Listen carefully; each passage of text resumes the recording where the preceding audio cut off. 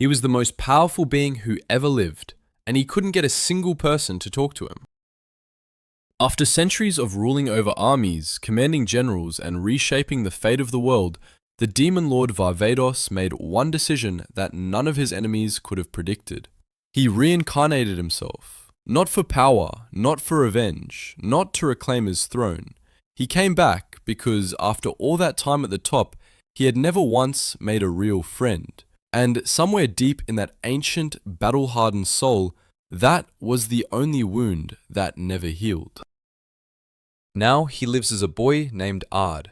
Quiet house, average town, ordinary parents who have absolutely no idea what kind of being is sitting at their dinner table. They ask him about his future, the way parents do, and the question hits differently than they expect. Because Ard knows exactly what he wants. He doesn't want glory. He doesn't want conquest. He wants connection. Real, genuine, embarrassingly human connection. So he does what any reincarnated demon lord would do. He walks into town and tries to make friends. It goes terribly. He approaches a group of women to say hello, and they scream.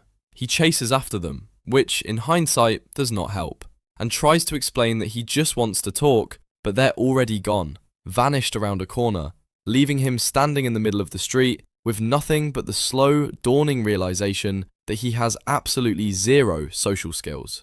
He takes his frustration out on the local forest. Several trees do not survive the afternoon.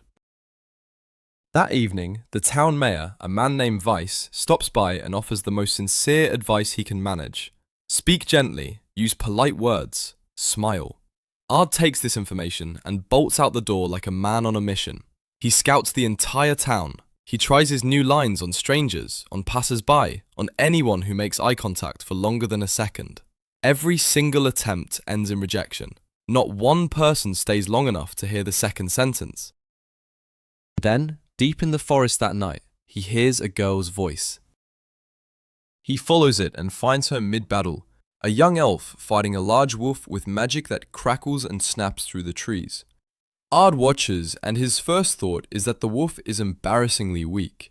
His second thought stops him cold, because the girl looks exactly like someone he lost a very long time ago. Without thinking, he calls out her name, Lydia. The girl spins around and corrects him sharply. Her name is Arena, not Lydia, not even close.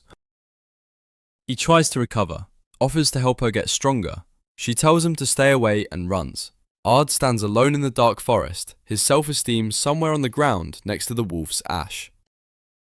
But then, moments later, he sees the girl run straight into the arms of Mayor Vice, her father, and something clicks in Ard's chest that he can only describe as fate, though a less charitable description might be obsession. Over the following weeks, he pursues Irina around town with the kind of relentless, completely misread energy that makes everyone deeply uncomfortable. He brings flowers on her birthday. She blasts him with fire. He offers to escort her home one afternoon. She ignores him completely. He goes home that night and draws up an entirely new strategy, consulting mental notes from what he privately calls his research into human connection. He doesn't finish the plan. A scream tears through the night. Outside, goblins pour into town in a swarm. Ard steps out ready to handle it, and watches his father charge in and wipe out the entire horde without breaking a sweat. Then Vice arrives in a panic. Irina is still in the woods. Ard knows he's the one who drove her away. He swears he'll bring her back. He runs. In the forest, Irina stands surrounded, frozen, the cruelty of every bully she's ever known playing on a loop in her mind. She tells the goblins to finish it. She's done. And then a barrier of pure magic obliterates every single one of them in a flash of light. And Ard is standing there, calm, steady, hand extended, telling her he's there to save her. She begs him to run, to save himself and leave her behind. He looks at the goblin leader, who is still standing there talking, and gives him one final chance to walk away. The leader doesn't take it. A second later, he's vaporized alongside the rest of them, and Ard turns back to Irina like nothing happened and offers her his hand. She asks him why. Why save her? Why any of it? He answers simply, because they're friends. She doesn't believe him. She tells him he couldn't possibly understand what it feels like to be alone the way she has been alone. Shut out, mocked, left behind by everyone who was supposed to stay. And for the first time in this new life, Ard doesn't deflect. He doesn't smile through it or change the subject. He tells her about his past, about an old elf named Lydia who meant everything to him, about a vow he made to never betray the people he cared about, and how he failed to keep it. Irena hesitates. Then, quietly, she lays out every fear she's been carrying, every insecurity, every reason she's stopped trusting people. Ard listens to all of it. Then he tells her that none of it changes anything. He'll be there regardless. It's the first time anyone has ever said that to her and meant it. They make a promise to each other, something real, something said out loud under the night sky. And for a girl who has spent her whole life waiting to be left behind, it's the closest thing to solid ground she's ever stood on. Years pass. She shows up in his room one morning, comfortable enough now to lie across his bed like she owns the place, and with a sly grin, she suggests they enroll in the Magic Academy together. Ard, flustered in a way the ancient demon lord inside him absolutely refuses to acknowledge, tells her a girl like her shouldn't be acting like this. She grins wider. The next morning, they enroll. The headmaster, a man named Gold, greets them personally and calls them the children of the town's greatest heroes, a title that delights Irena and completely blindsides Ard, who cannot begin to imagine how his completely ordinary parents qualify as heroes to anyone. Gold explains it. Apparently, their goblin-slaying activities in the forest have made them locally famous, which means Ard and Irena only need to sit the written exam to gain entry. Ard considers this a reasonable arrangement. Then the results go up. Irena ranks first in the entire class. Ard's name is nowhere on the board. He scans it twice, then a third time, heart quietly sinking, until Irena spots something. His name is there, tucked at the very bottom, next to a score of 0 across every single subject. He passed on a perfect 0. Before he can make sense of this, Gold appears to congratulate him personally and explains it to the entire hallway. Ard's answers weren't wrong. They were too ancient, too advanced, rooted in magical knowledge that hasn't existed for centuries. Knowledge that traces back to a demon lord whose era everyone else thinks is ancient history. Gold also mentions, casually in front of the class, that Ard's father once helped defeat a resurrected evil god. Ard files that information away to deal with later. In the hallway afterward, Irena tries to talk it through with him, but he's still processing the idea that his two completely unremarkable parents are apparently legendary. When he looks over at Irena though, the confusion fades. She's here. That's enough.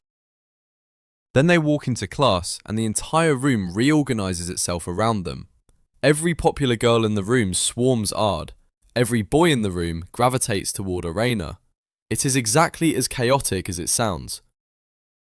From across the room, cutting through the noise, comes a voice dripping with contempt. An elf named Spencer stands in the corner, verbally tearing into a girl named Ginny, a succubus, accusing her of using her abilities to manipulate the headmaster, sneering like someone who has never once been told that his money doesn't give him the right to speak to people that way. When Irena tells him to stop, Spencer barely glances at her. Ginny's family serves his, he says, which means he can treat her however he wants. Ard steps forward and tells him to apologize. Spencer offers a counter-proposal. He'll apologize if Ard can beat him in a duel. Before Ard can answer, Irena pulls him aside and warns him in a low voice that she can sense Spencer is genuinely powerful. Spencer doubles down, insulting them both, telling them neither one would last a minute against him. And then the room goes still. A woman walks in, tall, radiating the kind of power that doesn't announce itself because it doesn't need to. Ard doesn't have to look. He feels the aura the moment she crosses the threshold. One glance confirms it. Olivia, one of his most loyal generals from his time as the Demon Lord Varvatos.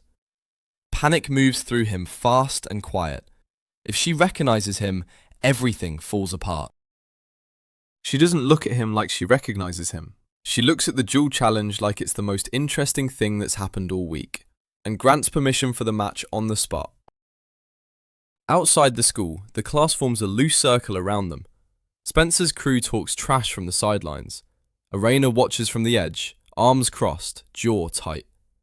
Ard stands across from Spencer with the expression of a man who is deeply, privately bored. Spencer opens with a lightning spell. It engulfs Ard in smoke and fire, the kind of blast that would send most students airborne. When the smoke clears, Ard is standing in exactly the same spot, completely unharmed, looking mildly inconvenienced. Spencer stares, then, with visible effort, gives him a grudging nod of respect. Ard asks if that was just a warm-up. That annoys Spencer enough to escalate. He calls his next spell a Mega Flare and unleashes it with the dramatic energy of someone who has never once been corrected in his life. Ard blocks it without flinching, then calmly points out that what Spencer just used isn't a Mega Flare, it's a regular flare. A weak, undersized one at that. Roughly the same scale as Spencer's ego, which Ard diplomatically does not say out loud, but very clearly implies. Spencer snaps. He starts layering fire spells on top of each other, rapid and furious, calling the combination a Giga Flare. Ard stops every single one and explains to the watching class, with the patient tone of a man correcting a child's homework, that what Spencer is doing is just stacking simple flares for dramatic visual effect. It's not a real Giga Flare. It's theatre. Then Ard decides to show them what a real one looks like.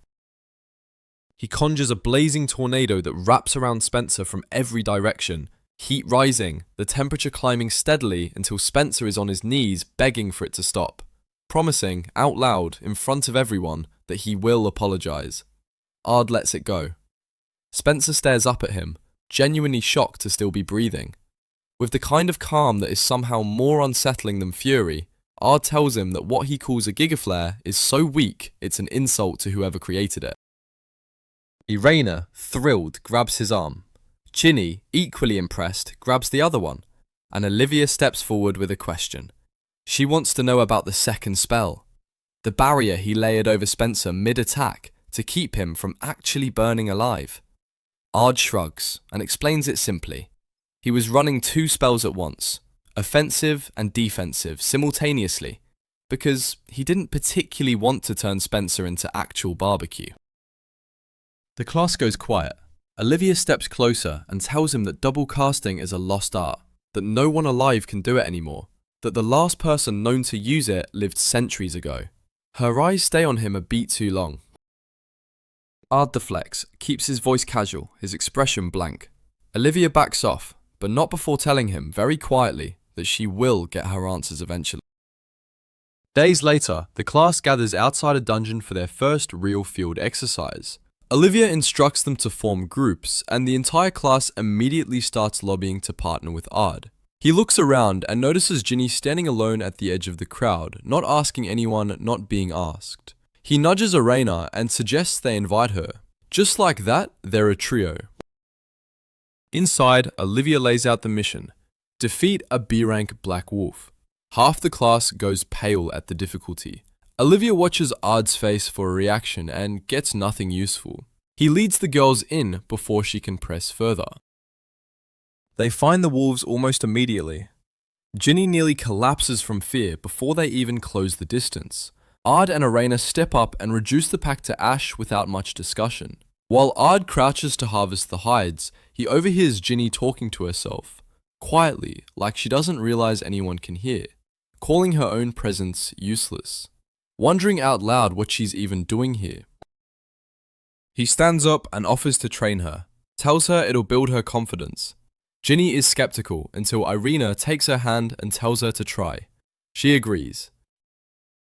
They start with the fire technique. Ginny can barely produce a spark. She tries again and gets less. Her frustration curdles fast into something heavier, and Ard watches her face and understands. He's heard enough about her upbringing, the kind of history that makes a person doubt themselves at the root level, long before they ever step into a dungeon. He doesn't push harder. He simplifies everything, lowers the bar to the floor, and builds from there. A black wolf appears further down the corridor. Ard takes the moment and shows her a technique he invents on the spot. Rings of compressed magic that expand and detonate on contact. Clean, efficient, and simple enough to replicate. The wolf doesn't survive the demonstration. Ginny stares at what's left of it. Then she tries it herself. The ring forms. It flies. It hits. The wolf goes down. She grabs his arm without thinking, overwhelmed and grinning, pressing against him in sheer relief. Irena jumps in on the other side. For one brief, chaotic second, all three of them are tangled together, and then the floor vanishes beneath them. A trap. They drop straight through to the dungeon's lowest level, landing hard in a chamber that immediately announces its nature by the sound of something enormous crashing through the far wall. A Minotaur. Massive, enraged, swinging a club the size of a carriage. Ginny freezes. Irena steps in front of her. Ard catches the club with one finger, studies it for a moment, then eats through it with a single punch like it's made of paper. The Minotaur stumbles back, confused. Ard turns to the girls and tells them to watch closely. He summons one magic ring, then hundreds, cascading outward in a spiral, detonating against the boss in wave after wave until it's barely able to stay upright. Then he steps back and calls for Ginny. She hesitates. Her whole body is shaking. He looks at her and doesn't say anything tactical. He just reminds her, quietly, of everything she's already survived. That's all she needs. She steps forward, raises her hands, and unleashes everything she has. The Minotaur goes down. Back with the class, Ginny nearly lets slip something specific about the ring technique, the self-invented kind that shouldn't exist, but Ard redirects smoothly before Olivia can follow the thread. Spencer's crew, unable to help themselves, makes a comment about Ard only being kind to Ginny because of how she looks. Ginny hears it. She walks straight over and launches Spencer into a tree with one open-handed strike. Irena follows up by dumping a full load of black wolf ash directly over him as he scrambles to get away. The girls laugh. Ard watches them and feels, for the first time in this life, something close to peace. Then Olivia's hand lands on his shoulder from behind, and her voice comes in low and certain. They need to talk. The following day, Gold calls Ard into his office and presents him with an opportunity. A student battle event organized to impress the visiting queen, and Gold wants Ard front and center. Ard declines politely. Gold insists. The event, he explains, could secure serious funding for the academy, and having someone of Ard's ability on display would make the case better than any proposal he could write. Ard opens his mouth to explain exactly why that's not going to happen. Olivia cuts him off. She steps in, tilts his chin up with two fingers, and comments that the way he thinks reminds her of someone she used to know. She doesn't say the name. She doesn't have to. The implication sits in the air between them like smoke. She suspects the Demon Lord reincarnated, and she suspects it might be him. Ard asks Gold for time to consider. As they leave, Olivia reminds him over her shoulder that she hasn't forgotten her promise to uncover the truth. She never forgets a promise. Ard walks out into the hallway, turning the whole situation over in his head, and Ginny appears out of nowhere, jogging toward him with the kind of energy that makes it immediately clear she has a plan. She doesn't have any classes scheduled. He doesn't either. She invites him on a date. He starts constructing a gentle, reasonable, diplomatic way to say no. Then she looks at him, hopeful, bright-eyed, completely unfair about it, and somehow the word that comes out of his mouth is yes. They're barely 2 sentences into planning when Irena materializes beside them and announces with absolute certainty that she is also going. Ard blinks. Ginny, to his complete surprise, welcomes her enthusiastically, because as far as Ginny is concerned, Ard is supposed to be building a roster, and she has personally appointed herself the architect of that endeavor. Irena turns to Ard and asks what a roster even means in this context. Ard pretends with great conviction that he has no idea. Ginny explains it to Irena in full detail. Irena's brain nearly exits her body. She declares, with the force of someone drawing a battle line, that Ard will not be collecting anyone. Later that afternoon, all three of them meet up. Ginny dressed like she walked out of a painting and head into a theatre to catch a play. Ard realizes approximately 30 seconds in that the play is a dramatization of his own past life. He sits through a theatrical retelling of his time as Varvatos while trying to look like a normal person watching a normal story that has nothing to do with him. He mostly fails. Ginny presses close beside him, and something in the warmth and proximity starts pulling the succubus instinct to the surface.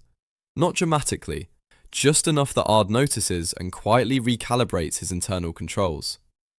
When Arena's presence registers from the other side, the recalibration becomes more urgent.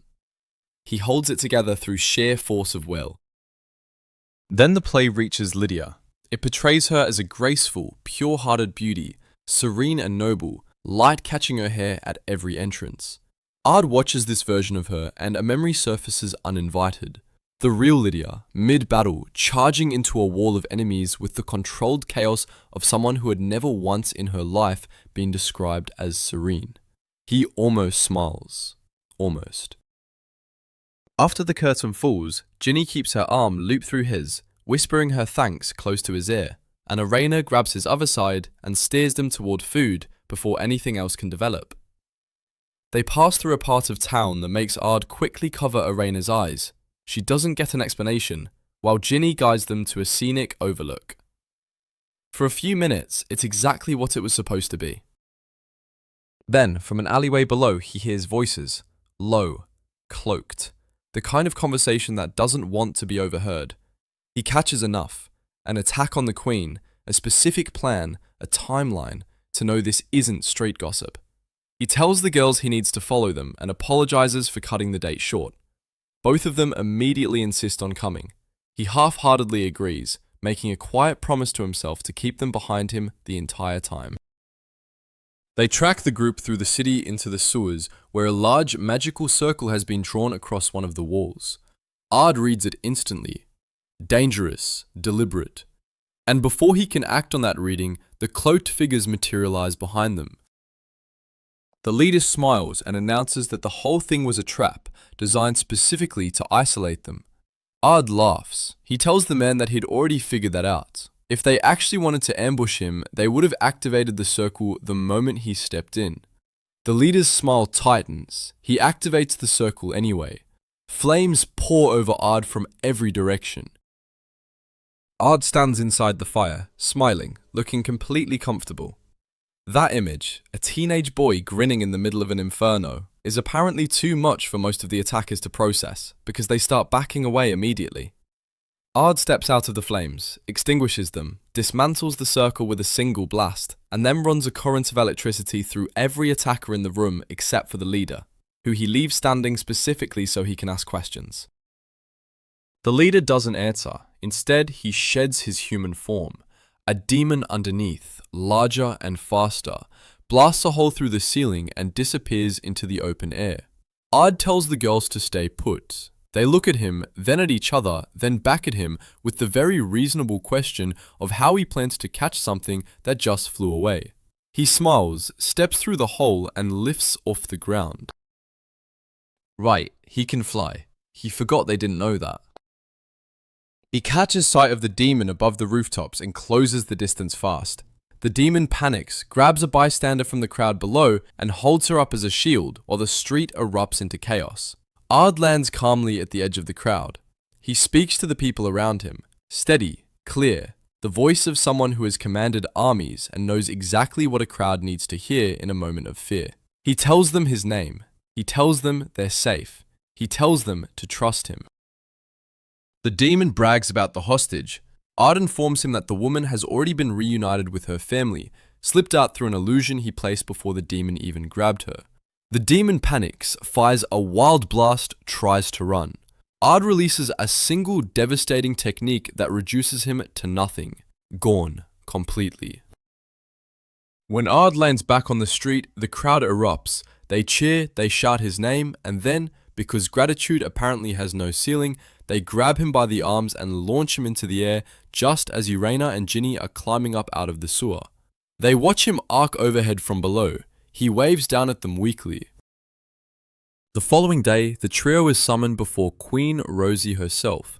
She is, Ard notices immediately, extremely difficult to look away from. Her advisor notices him noticing and begins to say something pointed about it. Rosie waves her off and says she doesn't mind admiration, with the ease of someone who has been admired her entire life and made peace with it.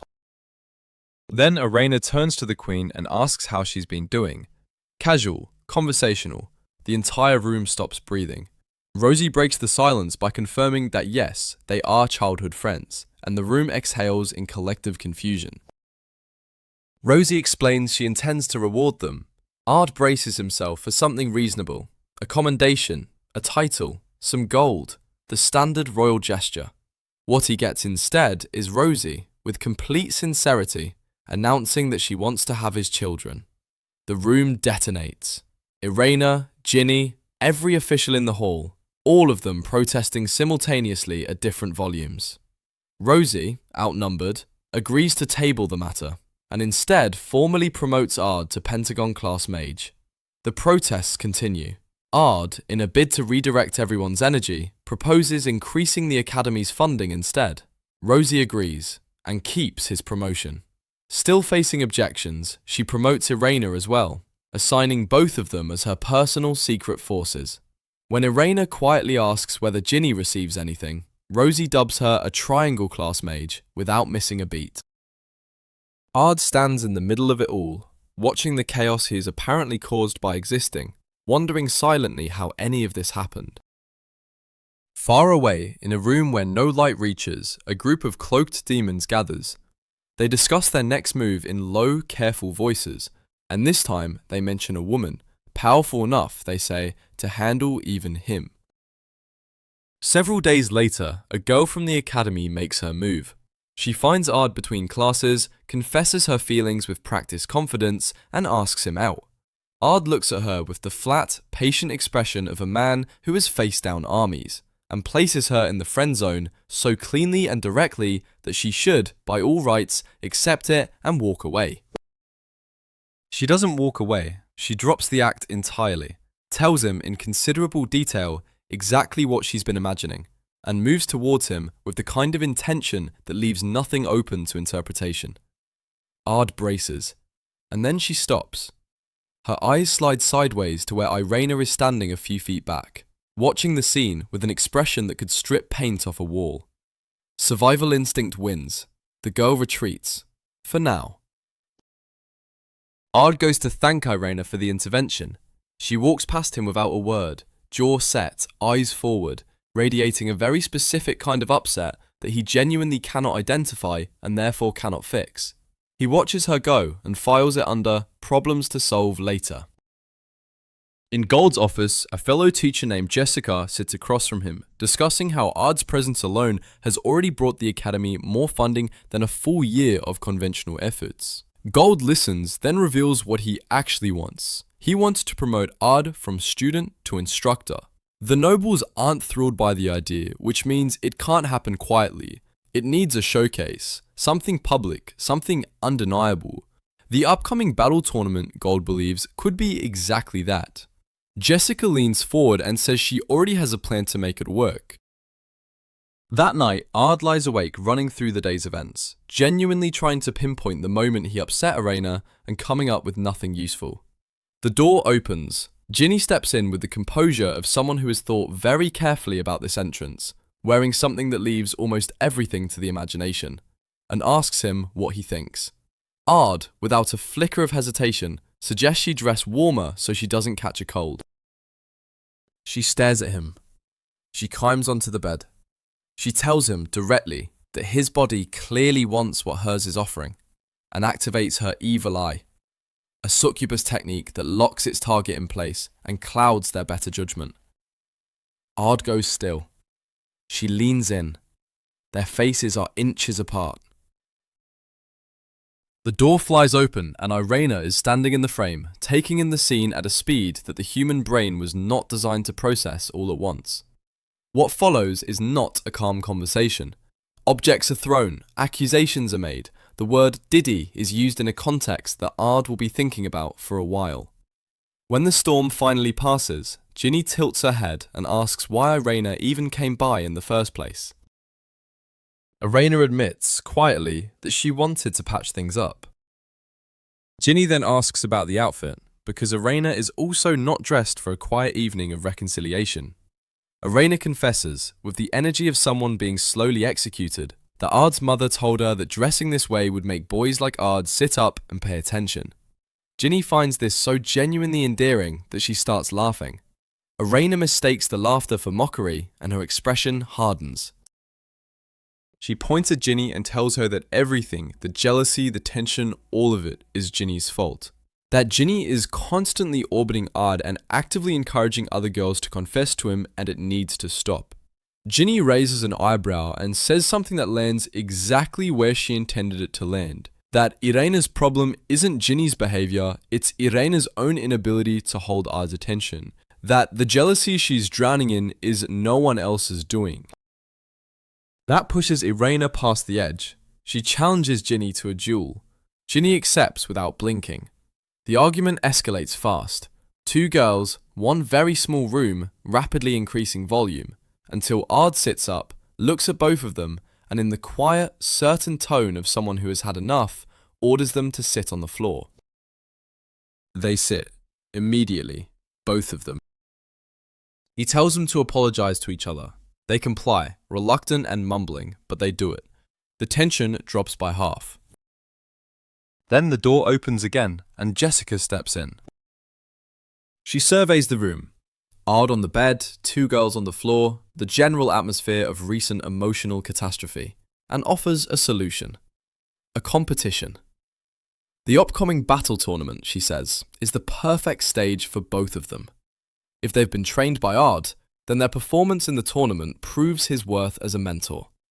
It's clean, it's public, and it settles the rivalry without anyone needing to throw anything else. The girls look at each other. Irena thinks of something Ard once told her. The power should be used for good, not for personal advantage. She says it out loud. Ard praises the thought before he can stop himself. Jessica, sensing her opening, mentions almost offhandedly that the new instructor uniform is apparently quite something. Both girls look up at exactly the same time, and the competition is decided before anyone says another word. The day of the tournament arrives. The arena fills, the crowd buzzes. In the commentator's box, Weiss offers thoughtful, measured analysis of each match, while Ard's father Jack grumbles at every fighter who doesn't look like they could break a wall with their forehead. Ard's mother Carla, seated beside Ard in the stands, makes remarks about the female contestants that leave him staring at the floor in second-hand humiliation. Olivia sits on his other side, watching everything, saying very little. Irena is called up first. Her opponent opens with a fire spell before Irena has fully turned to face her, catching her completely off guard. She drops to one knee. In the stands, Ard is quietly, privately, almost imperceptibly hoping she loses, because if she wins, Gold's case for his promotion gets stronger, and he has absolutely no desire to become anyone's instructor. He closes his eyes in something that, from a distance, looks exactly like a supportive prayer. Irena looks up. She sees him. She reads his expression as encouragement, as belief, as everything she needed in that moment. Her confidence floods back in one rush. She straightens, raises her hands, and releases a burst of script magic that drops her opponent cleanly. Backstage, she passes Ginny on her way out of the arena. She wishes her good luck, quick and genuine. Then, one by one, they both move through the bracket. Efficient, composed, each of them winning with the kind of controlled ability that makes the crowd lean forward in their seats. They reach each other in the final round, face each other across the arena floor, swords raised, ready. And then the stands erupt. Hooded figures positioned throughout the arena shed their disguises all at once. Demons, dozens of them, bursting upward and outward and sending the crowd into a screaming, scattering panic. The tournament dissolves in seconds. Jessica appears at Ard's side and suggests they split up to contain the threat. His parents and Weiss immediately volunteer to help, because apparently the legends are all in attendance today. Irena and Ginny are already moving, cutting into the invaders from the arena floor without waiting for instructions. In the chaos, Ginny takes on more than she can handle. Irena pulls her back from the edge of it and stands between her and the next wave. Then the ground itself breaks apart, chunks of stone and rubble rising, fusing, reshaping into something massive. A stone golem that rapidly crystallizes into something harder, stranger, and completely immune to everything the girls throw at it. Their combined magic hits the surface and does nothing. Despair starts to set in. Then Vice's voice cuts through the noise. He orders them back. He raises his hand, summons a wind spell of a scale neither of them has ever seen from him, and lifts the creature entirely off the ground before shattering it into rubble mid-air. The girls stare. Irena looks at her father like she's seeing him for the first time. The moment doesn't last. Jessica appears directly behind Vice and drives her hand through his chest. Irena reaches him before he hits the ground. Ginny spins toward the woman who just did it and demands to know who she is. The woman smiles and introduces herself. Not Jessica. Elzard, the frenzied king of dragons. She explains calmly that the entire event was designed for one purpose: to capture Irena. She reaches for her. Ginny steps in the way and fires everything she has. Elzard, protected behind a barrier, absorbs the impact with barely a blink and throws Ginny aside like she weighs nothing. Irena steps forward and tells Elzard to stop. She offers herself freely in exchange for Ginny's life. Elzard accepts. One precise strike and Irena crumples. Elzard catches her, spreads her wings and lifts into the air. Irena unconscious, Ginny battered on the ground, and Vice bleeding in the rubble where his daughter just stood. Weiss wakes up in the academy infirmary with the particular urgency of a man who lost consciousness mid-crisis. He finds Ard and tells him everything before he is fully upright. Moments later, Gold arrives, and what he brings with him is history. Elzard, he explains, once came close to ending the world, thousands of years ago. The kind of threat that gets written into records and then slowly stops feeling real because no one alive remembers it firsthand. Gold wants to know why, after all this time, Elzard has fixed her attention on Irena specifically. Ard doesn't answer the question. He says he'll bring her back, and the way he says it leaves no room for discussion. Weiss looks at him for a long moment. Then he gets up and leads Ard and his father Jack to the royal treasury, moving with the quiet resolve of a man who has decided that some secrets cost more than they're worth. While Ard searches through the vault for anything useful, Jack pulls Weiss aside. He asks quietly whether Ard knows the truth, about himself and about Irena. Weiss is still for a moment. Then he talks about her childhood, the isolation, the years she spent with no one. He says that Ard's friendship was the first real thing that ever happened to her, and that's why he hasn't found the strength to tell either of them the whole story yet. Some truths, he says, need the right moment. He hasn't found it. In the cave where Elzard has taken her, Irena drifts for a dream. She's back in the forest at night, back at the moment Ard first became her friend. But this time, something shifts. He asks her about the things she's been hiding. She tells him, and he dissolves, just comes apart into light and dust, gone, like he was never really there. She wakes up gasping, cold stone beneath her, Elzard standing over her with the calm of someone who has waited a very long time for this moment. It's time, Elzard says, for the ritual to begin. Irena looks past her and sees it, a grotesque creature chained in the shadows. The Orphan of Chaos, Elzard calls it, born from what remained of a demon lord that Varvatos destroyed in another life. It needs Irena's blood to wake fully, and once it wakes, Elzard can use it to pull a sealed demon lord back into the world. Irena asks why. Why any of this? Why the destruction? Why the effort? Why now? Elzard doesn't hide it. She wants the world returned to an age of endless war. That's the whole of it. Not revenge, not ideology dressed up in something complicated. Just the world burning, the way she believes it's meant to. Irena tells her Ard will come. Elzard smiles and asks about the secrets Irena has been keeping from him, whether she thinks his loyalty will hold once he knows the truth. For the first time in the conversation, Irena has nothing to say. Back at the academy, Ginny is already suited up before Ard finishes preparing. She tells him she's coming. He refuses. The fight against Elzard is in a different category from anything they've faced, and he won't put her in it. Ginny doesn't argue tactically, she just tells him the truth, that despite all her training, all her ability, she has never in her life been able to make a real friend. That the wall she built after everything she survived kept everyone out so completely that she stopped expecting anyone to get through. And then Irena did. She says it plainly, without dressing it up. Irena is the only friend she has ever had. Ard listens to all of it. Then he tells her to wait for him and to have a warm dinner ready. He rises into the air, pauses at the edge of the sky above her, and tells her, because it needs to be said out loud before he leaves, that she is his friend too. Then he's gone. In the cave, the Orphan of Chaos looms over Irena, closing in, when a searing column of light hits it from above and reduces it to nothing in a single instant. Every head in the room turns. Ard is floating in the entrance, lit from behind, looking like he walked through a wall by accident and decided to make it dramatic. He lands without a word, surveys the room once, and gives Elzard's forces exactly 1 moment to say their goodbyes. They don't take it. He moves through them like weather, a barrage of spells, each one precise, overlapping, the kind of casting that looks effortless only because the person doing it has been doing it for centuries.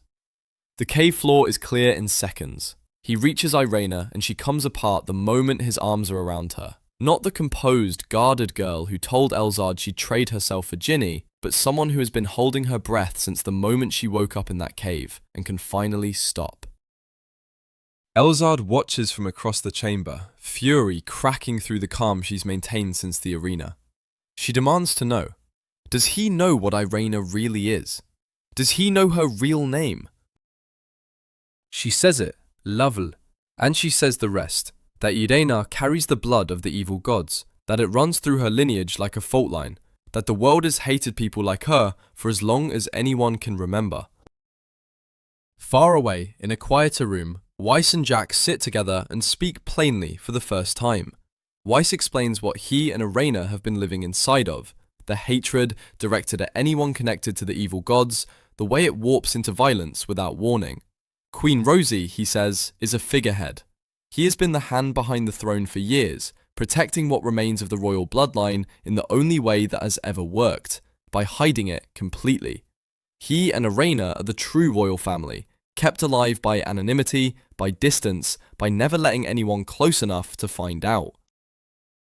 Until Ard. Back in the cave, Ard hears all of it, every word Elzard says. He looks at Irena when she's done speaking, and his answer comes without a pause, without conditions, without the slightest hesitation.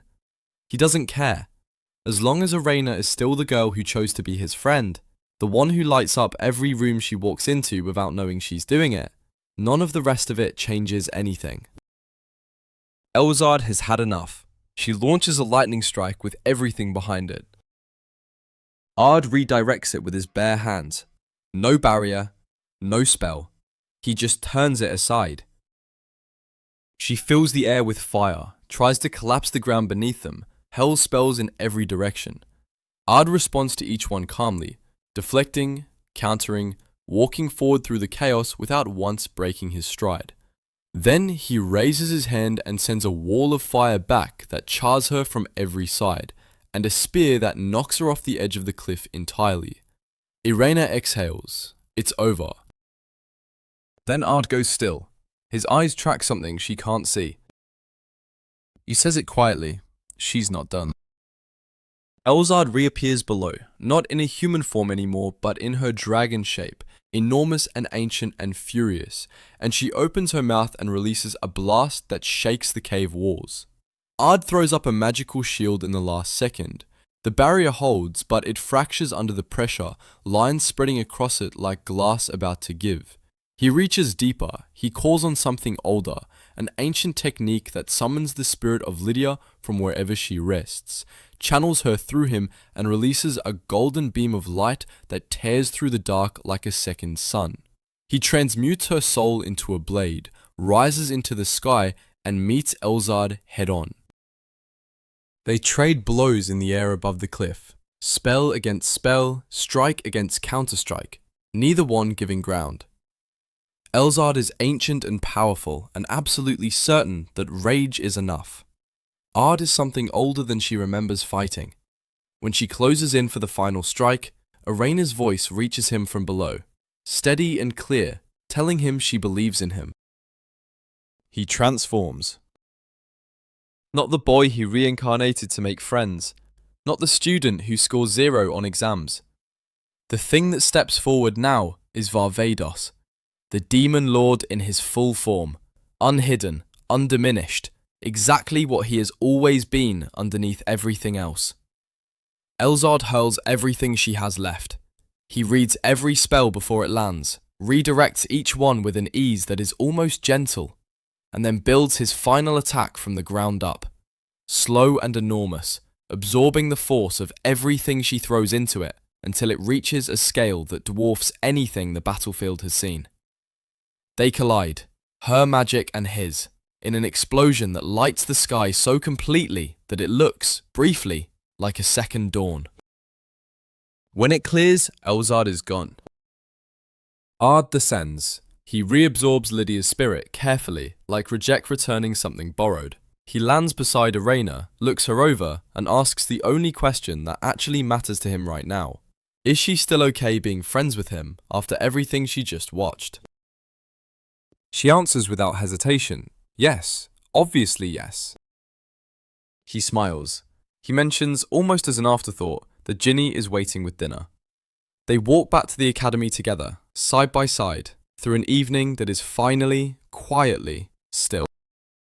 Somewhere deep underground, in a chamber where no light has reached in years, a young girl drives a glowing sword through a minotaur twice her size and watches it fall.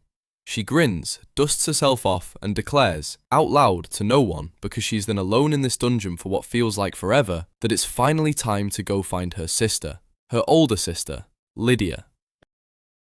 She climbs toward the surface and the world she left behind hits her like a wall.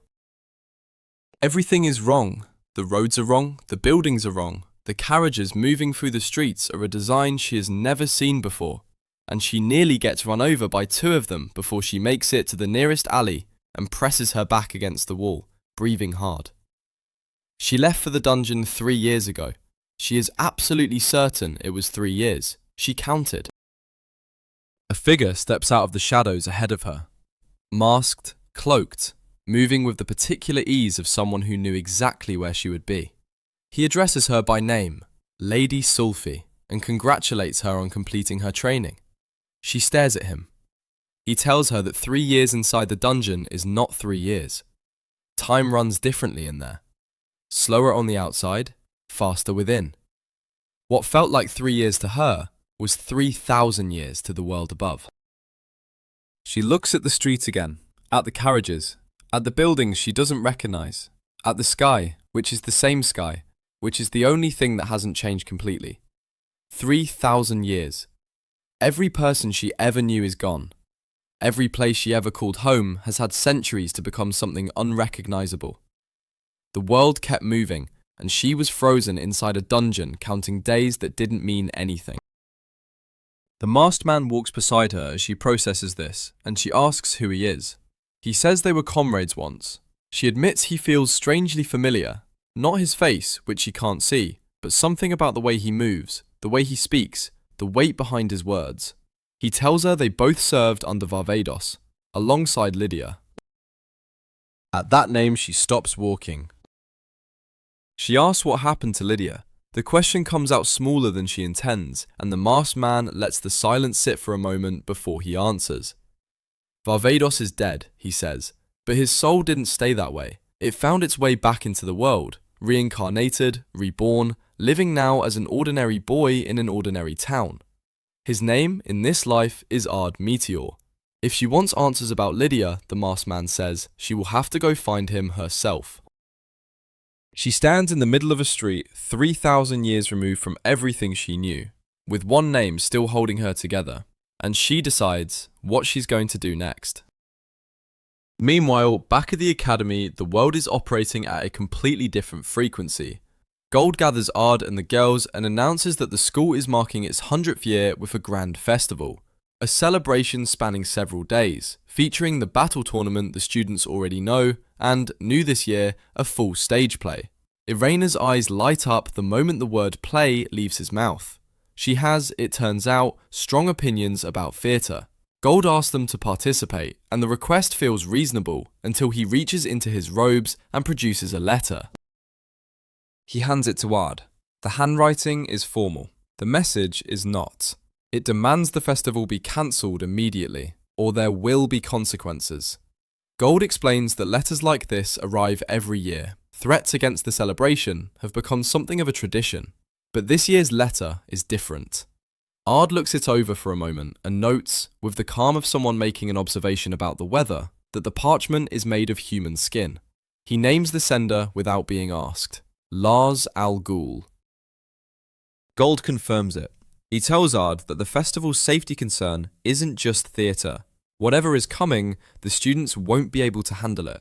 He doesn't want Ard in the play for entertainment value. He wants him there because he's the only person in the building capable of facing what's being sent. Irena immediately promises they'll protect the school. Ard tells her it's too dangerous. The girls tell him they're capable of standing beside him and they're not going to stop saying it until he agrees. He looks at both of them, then points out that they're currently short on additional support, which is a practical objection rather than a refusal. Gold reassures him. Olivia is conducting interviews to bring in outside help. Ard suspects Olivia's motives for volunteering have very little to do with school safety and a great deal to do with him, but he keeps that to himself. The following morning, during class, someone shouts his name from the hallway. Loud, sharp, the kind of shout that doesn't wait for a response, and the door crashes open. A girl stands in the frame, scanning the room with the focused intensity of someone who has been looking for a specific person for a very long time and is not interested in obstacles.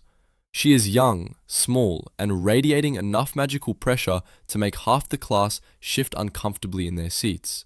Her eyes move from face to face, past every student who isn't who she's looking for, until they land on Ard. He recognizes her immediately. His expression does not change, but something behind his eyes does.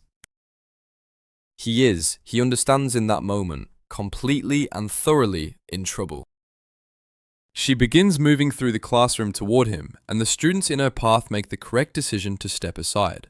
Then Olivia appears from nowhere, brings a notebook down on the top of her head with a flat, practice motion, and tells her to stop disrupting the class. Olivia looks at the girl with the particular weariness of someone who has known her for a very long time and has lost count of how many times this has happened. She addresses her by name, Sylphie, and informs her that however many years she spent in that dungeon, it clearly was not enough to teach her basic manners. Ard, without thinking, nods at this assessment. Sylphie's eyes snap to him. She raises one finger and points directly at him and announces to the entire classroom that he is the reincarnation of Varvatos, the Demon Lord, and she needs answers from him immediately. The room goes very quiet. Ard stands completely still, processing the particular horror of having his deepest secret announced out loud to his entire class by someone who has known him for less than 60 seconds in this lifetime. Irena, sitting nearby, dismisses the accusation immediately. It's nonsense, she says, completely absurd. Ginny sits with her chin in her hand and thinks about it for a moment, and says, thoughtfully, that it would actually explain quite a lot. Olivia says nothing, but her attention sharpens into something very precise. Olivia presses Sylphie for details.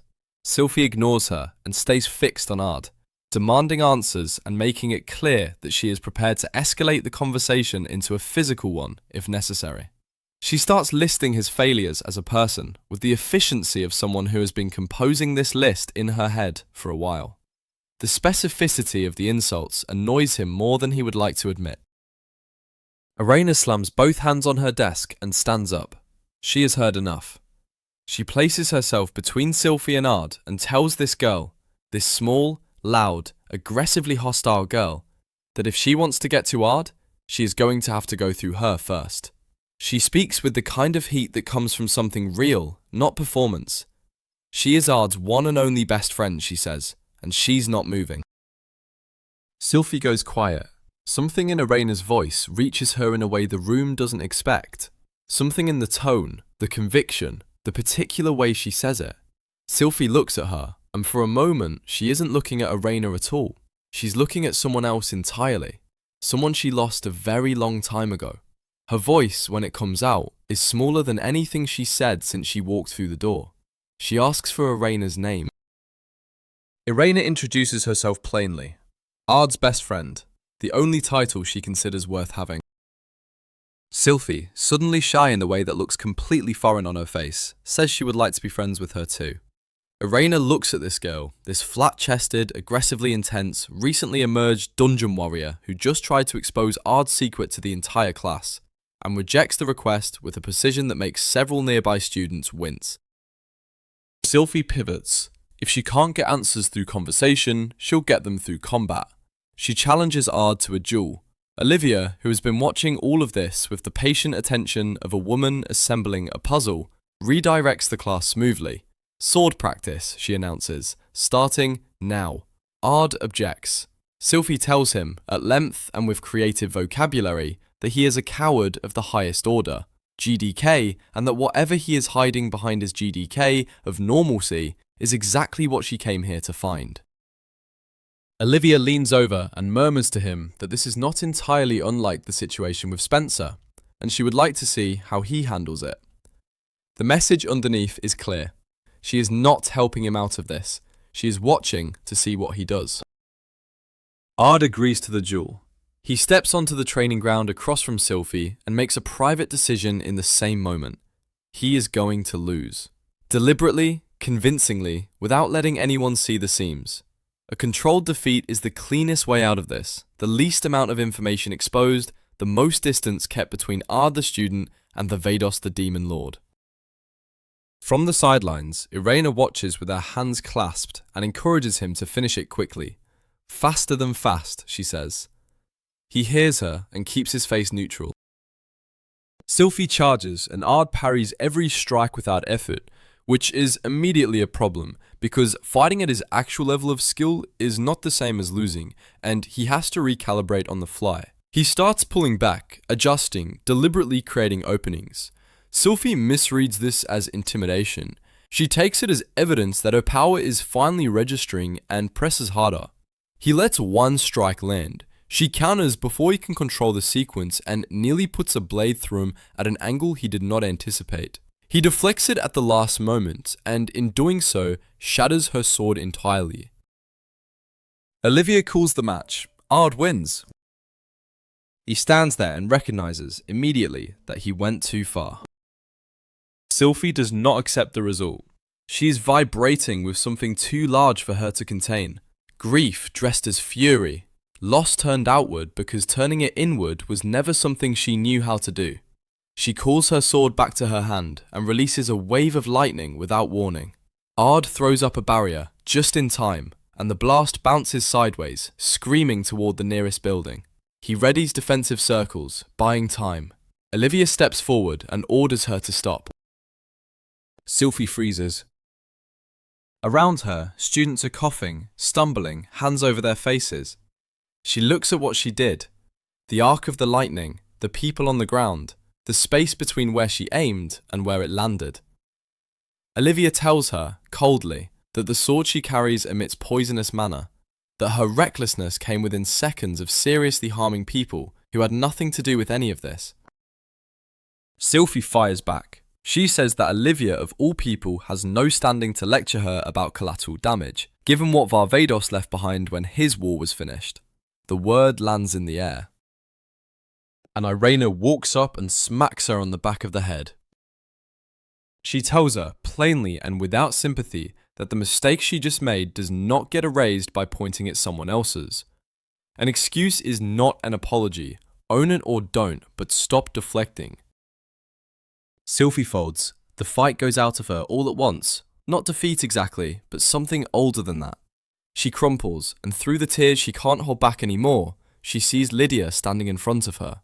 Not Irena, not this girl she just met. Lydia, the one she came 3,000 years forward to find. Irena doesn't know any of that. She just sees someone her own age sitting on the ground crying, and she sits down beside her. Ard watches from a few feet back. He sees Irena reach out, and for a fraction of a second, in the way the light falls, in the angle of her head, he sees Lydia too.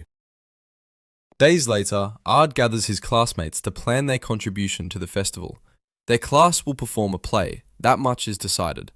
The brainstorming begins, ideas bouncing around the room with the chaotic energy of students who have been given creative freedom and no guardrails. Then noise erupts in the hallway. They find Sylvie in a standoff with 3 noble students, her hand near her sword, the nobles wearing the particular expression of people who have never once been told they were wrong about anything.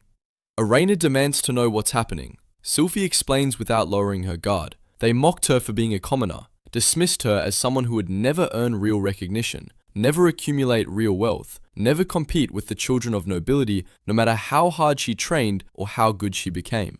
One of the nobles shrugs and confirms it with the casual certainty of someone stating a fact about the weather. Commoners can't compete with nobles at the festival, that's just how it is.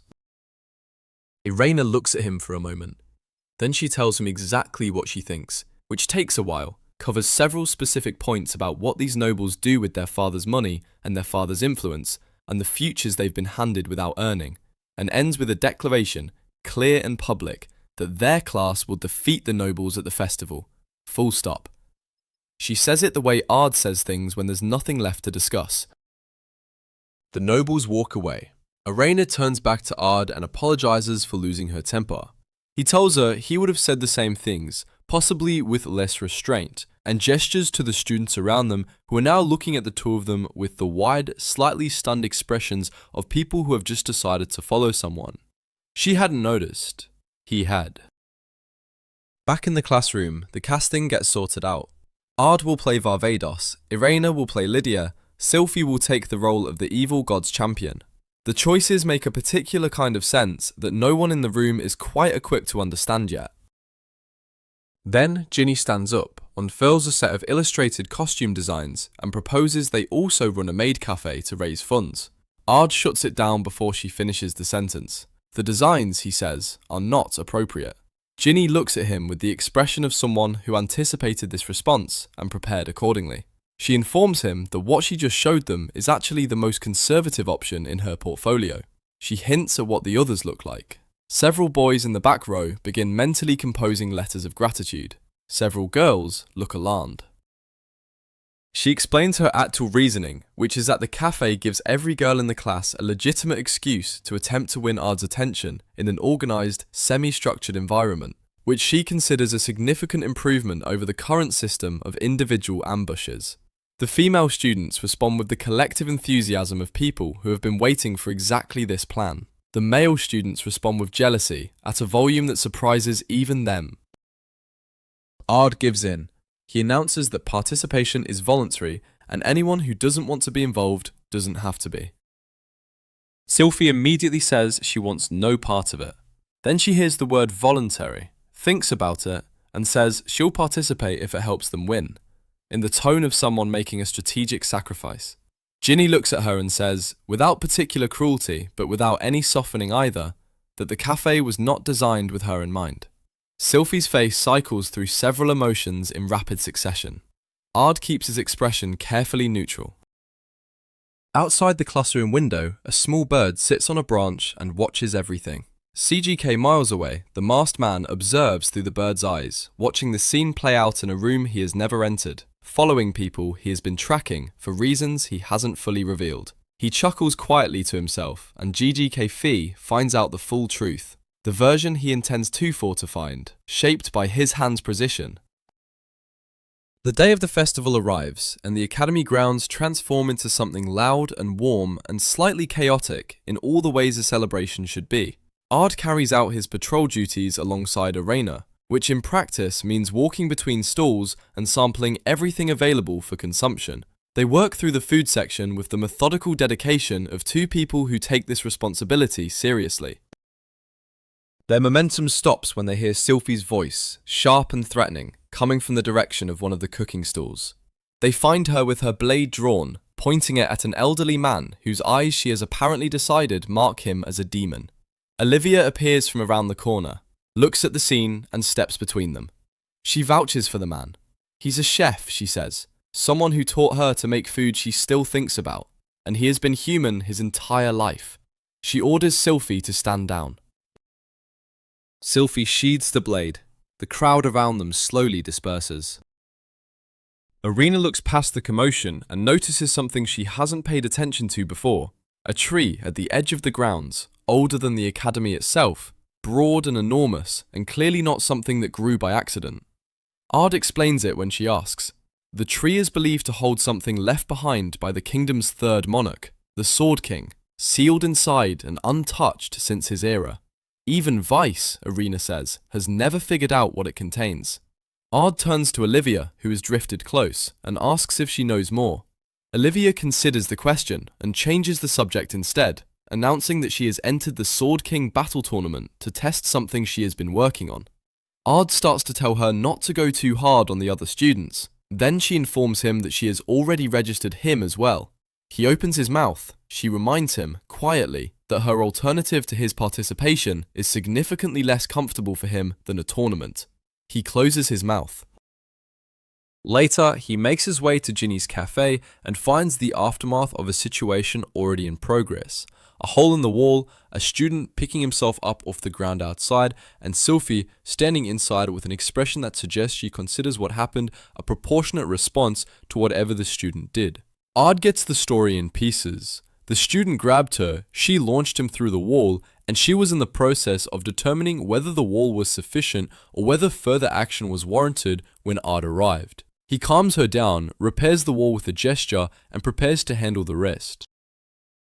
Before he can, the cafe girls close in from every direction, pulling him inside with promises of service and attention, delivered in a register that makes the word service do a great deal of work. Ginny appears among them, turning on everything she has, and Ard finds himself seated at a table, surrounded by girls, asking whether he would prefer them as his main course or his dessert. He is attempting to form a coherent response when Irina walks in. She takes in the scene at speed. She informs him, with the heat of someone who has been patient long enough, that he is supposed to be on patrol, not sitting in a cafe getting his composure systematically dismantled. Ginny looks at her and tells her pleasantly that she simply lacks the tools to compete in this particular environment. Irina tries to respond. Ginny identifies exactly the soft point in her confidence and applies pressure to it with surgical precision. The words land. Irina disappears. She reappears minutes later in a maid outfit, positioning herself directly between Ard and the rest of the cafe, and declares that she will be his exclusive server and no one else's.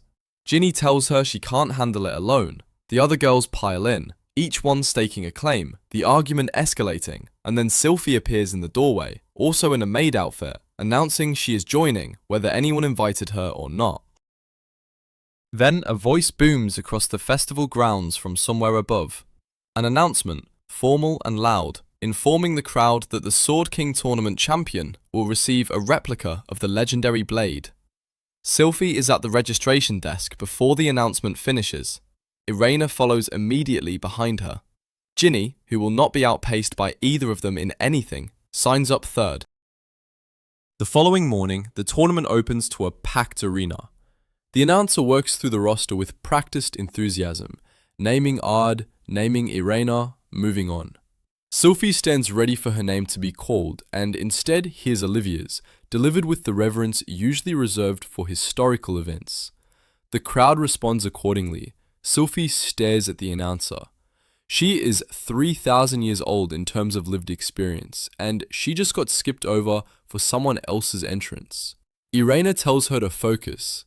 Sylphie is not ready to focus.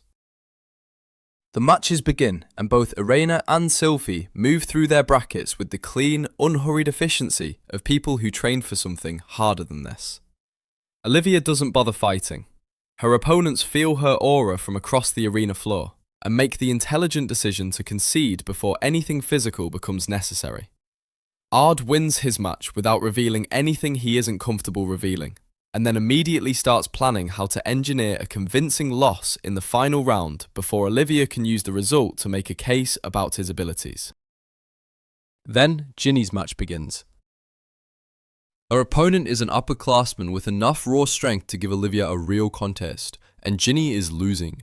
Ard sees it before most of the crowd does, the slight tremor in her stance, the way her movements are half a second behind where they should be.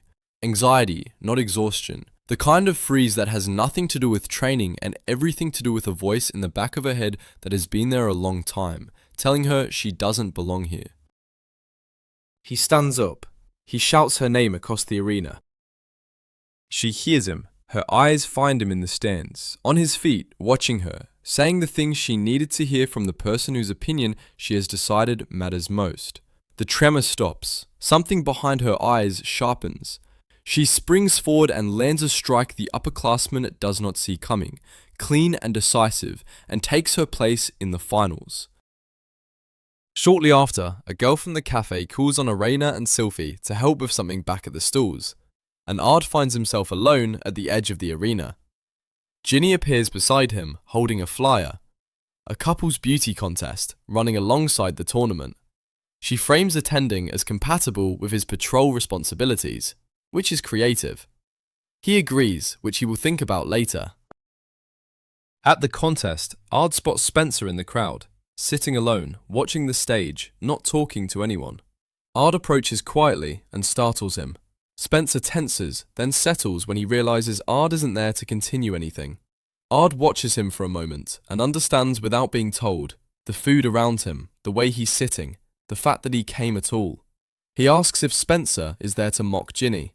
Spencer shakes his head. He's there for another contestant, a girl named Lily. When Ginny takes the stage, Spencer goes quiet. Ard watches him watch her and sees something working through his expression. Not attraction, not contempt, but something more complicated than either. Spencer talks slowly, like he's choosing each word carefully. Ginny used to be the one who protected him, back before his training taught him to use people's weaknesses against them. She used to stumble over everything, couldn't cast half the spells she attempted.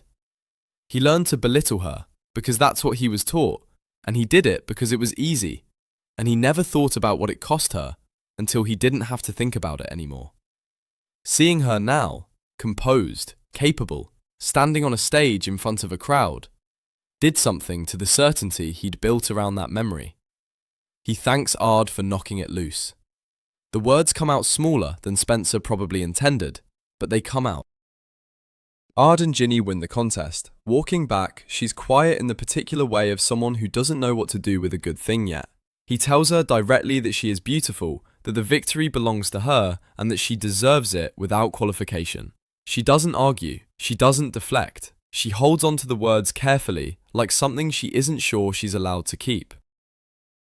Back at the cafe, the waiting patrons congratulate her, and Arena sulks visibly about the absence of her own trophy, which she expresses through a series of pointed observations about the fairness of the contest categories. The tournament finals begin. Ard faces Olivia. He goes in with his plan intact, fight cautiously, show enough to seem credible, find the right moment to take a fall that reads as genuine. He fights carefully, deliberately, keeping everything controlled. Olivia dismantles the plan in approximately 40 seconds. She escalates past what the match requires, past what the situation calls for, moving with the focused intensity of someone who is not here to win a tournament. She is here to find out what he is.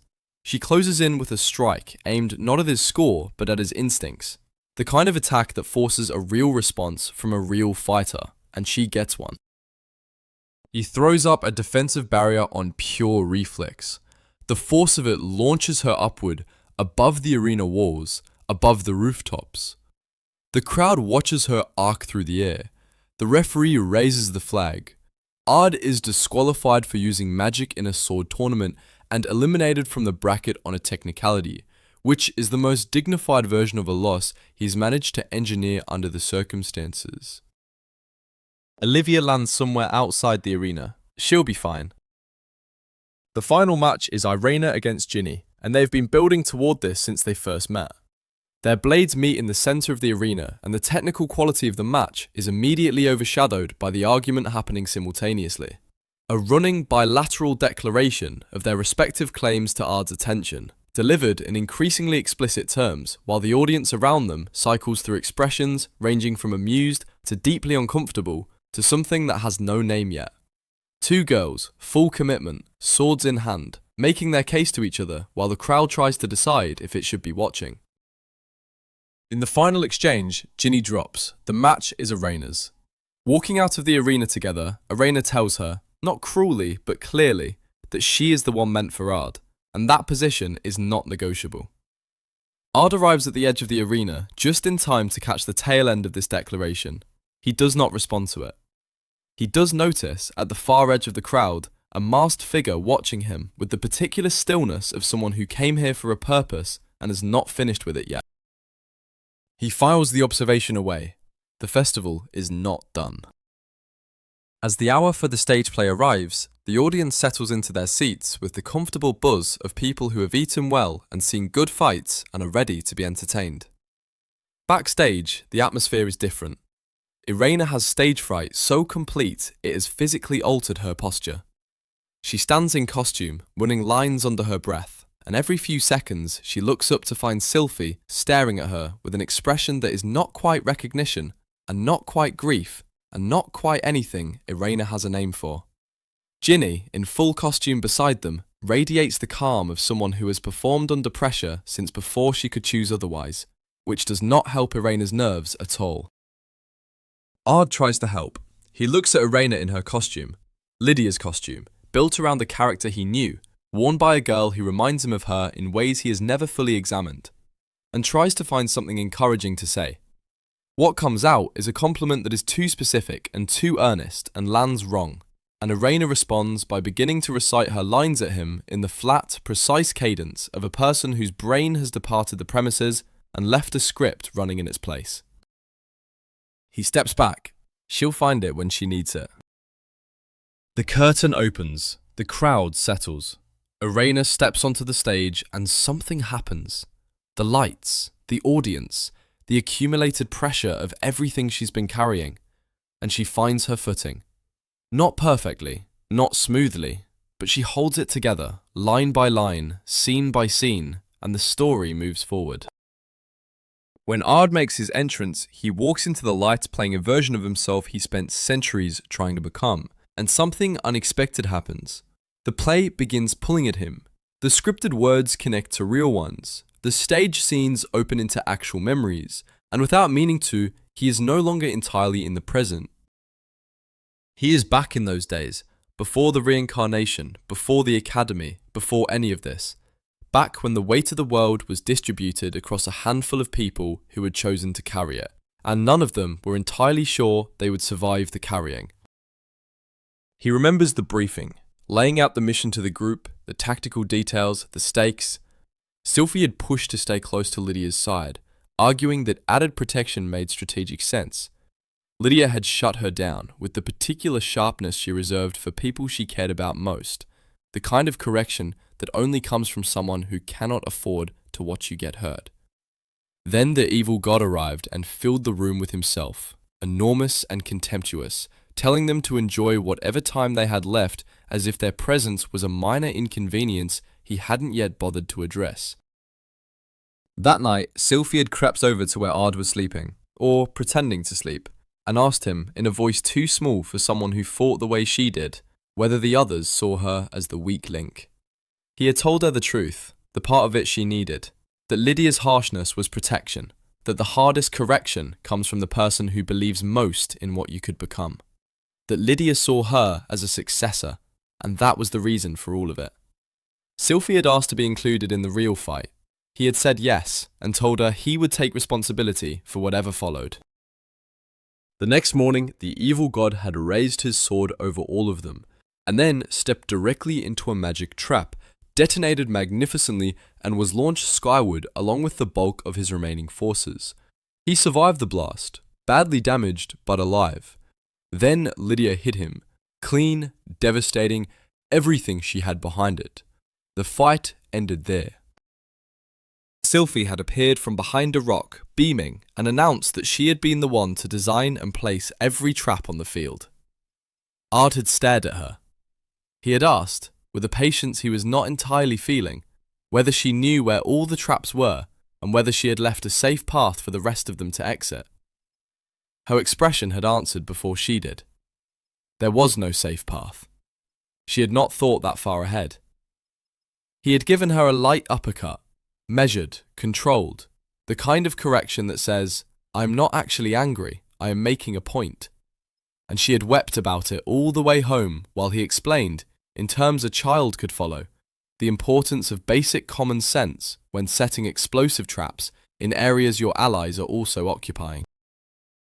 Lydia had walked beside them both, let him finish, and then told Sylphie sincerely, the way Lydia only ever spoke when she had decided something mattered, that her help had been essential, that she should be more careful next time, that the thanks was real. Sylphie had glowed for the rest of the walk. The curtain closes on the scene. The cast steps forward for their bow and the crowd responds warmly, and Sylphie should be standing in the lights taking it in, except that her attention has already left the stage. There is someone in the front section of the audience, a woman, dark-haired, a specific angle to how she holds herself, who looks enough like Lydia to stop Sylphie's breathing for a full second. She follows her off stage, through the side corridor, out into the open air behind the building. Catches up. The woman turns around. She is not Lydia. She is just a woman at a festival who happens to hold her head a certain way. And the masked man is there, waiting, because he knew exactly where Sylphie would go. Later, Ard waits with Ginny for Sylphie to arrive for the final tournament match, the Sword King bracket finale that everyone has been building toward.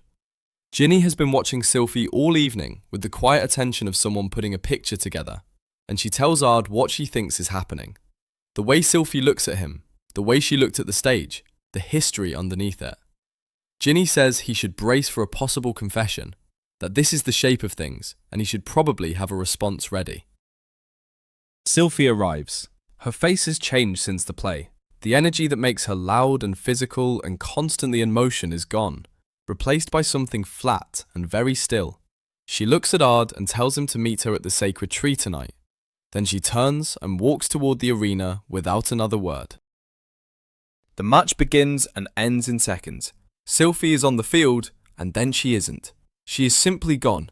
The space where she was standing suddenly empty, and before Arena can locate her, a precise strike to the back of her neck drops her cold. No anger in it, no escalation, just a clean, surgical end to the match, and then Sylphie walking off the field with the same stillness she arrived with. The crowd applauds, confused by the speed. Ard does not applaud. Something in the quality of that stillness has set off every instinct he has spent 2 lifetimes developing. That night, the sacred tree stands at the edge of the academy grounds, older than everything around it, holding whatever the Sword King left inside its bark. Ginny has pulled Arena into the bushes nearby, with the confidence of someone who is absolutely certain she knows what kind of scene is about to unfold. They settle in, they wait. Ard arrives at the tree, and Sylphie tells him she is going to destroy him. The magic of the tree responds to her. A channel opens, old power running through the bark and into the sword she draws from it, and the weapon that appears in her hand is not a replica. It never was. She draws a second blade and launches herself at him with everything she has. No warm-up, no escalation, just full force from the first step. Ard goes up. She follows him into the air, relentless, matching every movement, the poisonous manner of her blade tracing arcs through the dark above the academy grounds, while Arena and Ginny watch from the bushes below, with the expressions of people who came to witness a very different kind of scene. Hours before this moment, in a conversation Ard wasn't present for, Sylphie had sat with the masked man and rejected everything he told her. She did not believe Ard was Varvatos reincarnated. She refused to act on the word of someone she didn't fully know or trust. So he had done something that required no cooperation from her at all. He reached into her memories and rewrote them. Not crudely, carefully. He took what was already there and adjusted the shape of it. change the ending of a specific memory until what she remembered was Ard sending Lydia into the battle that killed her. Not an accident, a choice. His choice. Deliberate. She believes it completely because the memory feels like hers, because it has the texture and the weight of something real, because there is no seam she can find where the truth ends and the revision begins. She fights him now with grief that is nowhere else to go, and she fights well enough that she eventually lands a blow that takes him out of the air. He hits the ground and she closes the distance fast, moving to finish it, and Irena breaks from the bushes and puts herself in the way. Sylphie swats her aside without looking. Ginny fires a blast from the side and gets launched into a wall. Sylphie stands over Irena, both blades ready, and then Ard reappears. He is not the student anymore. The form he carries now is older and heavier and radiates the particular quality of something that has been waiting underneath everything else for a very long time. He tells her to stop. He tries to reach through the brainwashing, not with force, but with truth, with the actual shape of what happened, with the memory she should have. It doesn't take. The revision is too deep, too clean, too thoroughly woven into what she believes. She attacks again. He takes the hit. He just stands there and takes it. And in the moment the blade should finish it, a voice reaches her. Not from anyone in the clearing, from somewhere else entirely. Lydia's voice, finding her across whatever distance separates the living from wherever Lydia is now. Sylphie freezes. The sword drops. The masked man moves. He has been watching from the shadows, and this is his window. Sylphie still, Ard exposed, the moment between one thing and the next. He steps in and strikes Sylphie unconscious before she can come back to herself, because a conscious Sylphie who just heard Lydia's voice is not a Sylphie he can control. Ard turns to him. The masked man drops any remaining pretense. He explains it plainly. He needs Irena as a sacrifice to resurrect their master, which means Ard has to be removed first. He draws both of Sylphie's swords and charges. The exchange is brief. When it ends, the masked man is missing an arm and retreating fast, bleeding and desperate. He tries to trigger the sword's magic remotely, a last resort, pointing the power at Ard from a distance. The sword refuses him and collapses instead. Ard picks it up, looks at the man for a moment, and uses the sword to finish it. The blast is clean and complete, and the masked man is simply gone. Ard stands in the silence that follows and recognizes something. The victory was too easy. For everything this man represented, for the resources he clearly had access to, for the coordination behind the arena attack and the brainwashing and the years of preparation, the end came too quickly. He turns it over in his mind and finds no answer that satisfies. Then a voice speaks, not from the clearing, not from the masked man, not from anyone present. Lydia. Her soul rises from the sword where it has apparently been resting, quiet, warm, unmistakably herself, and she looks past Ard to Sylphie, who is just beginning to surface from unconsciousness. Lydia looks at her the way she always did, under all the sharpness, under all the correction, like someone she chose, completely and without reservation. She tells her that none of it was Ard's fault, that what she remembers is not what happened, that the grief she's been carrying in that direction has been pointed the wrong way. She says she will find her again. She says it like a promise, which means she means it. Then she settles back into the blade, and the clearing is quiet. Sylphie wakes up slowly. She lies on the ground and looks at the sky, and feels the shape of what she's been carrying shift into something that finally makes sense. Several days later, Ard is in a carriage with the girls, heading to a field trip destination, playing cards to pass the time. Ginny has lost twice and is handling it poorly. Ard finds her a better card and tries to lift her mood. She draws the worst possible card in the deck and loses again immediately. He searches the hand for something to salvage. Time stops. Not slows, stops completely. The carriage doesn't move. The sound cuts out. The light holds exactly where it was a moment ago, frozen at that specific angle through the carriage window. Everything in the world pauses except for Ard, Ginny, and Irena, who look at each other and then look at everything else and find no explanation in any direction.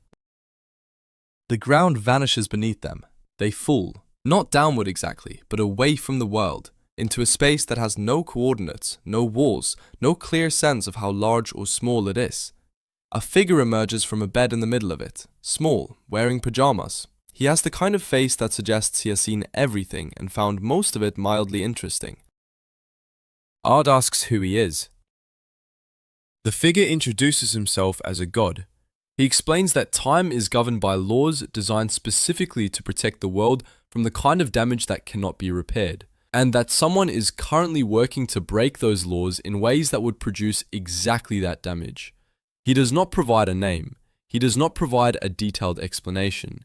He tasks Ard with stopping it, and before Ard can ask the questions stacking up behind his teeth, the god warps them sideways through whatever space they're standing in and deposits them somewhere else entirely. Ard knows where he is before he fully arrives. He knows it the way you know a smell from childhood. Not through thought, but through something older than thought. He looks up at the sky and counts the moons. Multiple. In the present, 2 remain.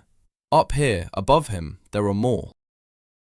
He is in the past, his past, the age of Varvatos. The girls press close and ask for details. He points upward. The number of moons hanging in the sky tells the story faster than any explanation he could give. He spots a settlement in the distance and identifies it.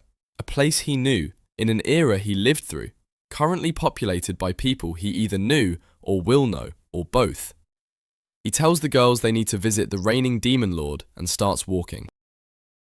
A scream cuts through the air before they make it far. A girl, young, terrified, running, stumbles in the grass ahead of them and nearly goes down as a death stinger closes the gap behind her. Ard moves without discussing it, arriving between her and the creature in the time it takes the stinger to raise its tail, and reduces the threat to a scorched outline with a series of precise spells, while keeping the girl completely shielded from every angle. He notices his own strength as it leaves him. Slightly different. The mechanics the same, the output just slightly off from what he expects. The past has its own physics, apparently. A woman's voice. Close. He looks up and Olivia is already there, carrying the girl, looking at him with the sharp, comprehensive attention she has applied to him since the first day of class. The girls almost use her name. Almost. He covers for them, tells Olivia they're simply admirers, fans of her reputation, which she receives with the skepticism it deserves but accepts for now. She tests his strength through the burst of aura, the kind that floors most people in the immediate vicinity. The girls stagger. Ard stands exactly where he was. Olivia notes this, says nothing, and tells them to follow her. The next morning, at a villa overlooking the city, Olivia sits across from them and makes an offer without warm-up. Join the army. The Outer Ones, invaders from beyond the world's edge, spawning demons, eroding humanity's defenses, are winning. And they've been winning slowly enough that most people haven't noticed yet. Varvatos' legacy is the only thing holding the line. Someone with Ard's ability could change the math considerably.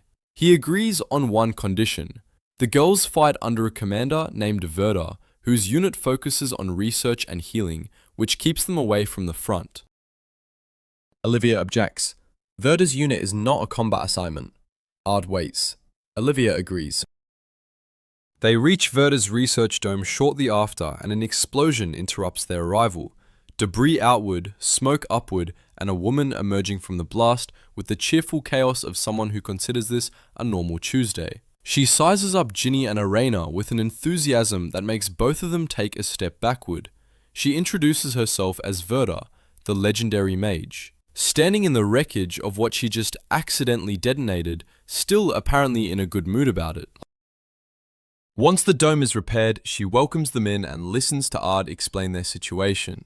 Time travel, present-era academy students, wrong century, need to get home. With the focused attention of someone who finds this genuinely exciting rather than alarming. She promises to help and means it. Then Sylphie arrives and immediately begins chasing Verda around the interior of the dome, while everyone watches with the collective expression of people who have no framework for this. Then Lydia walks in. The girls see her and go still.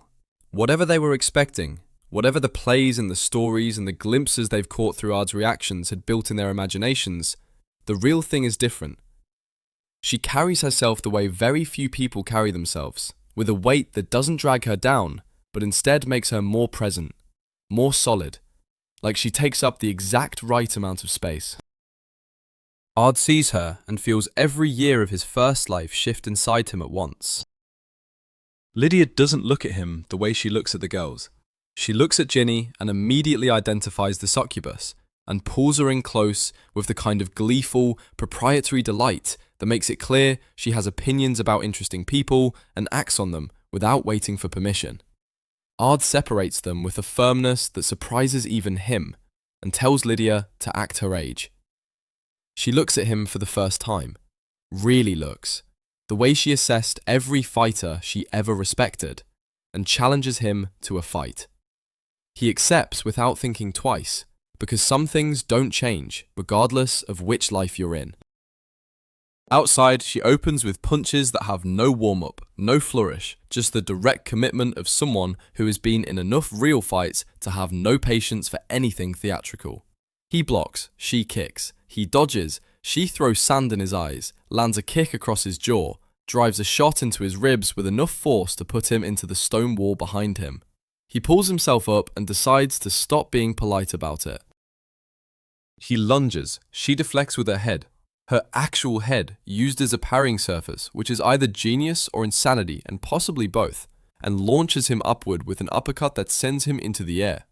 He catches himself, rotates and comes back down with a kick that snaps across her jaw and takes her off her feet. They find the ground together and keep going, neither one pulling anything, neither one looking for an exit.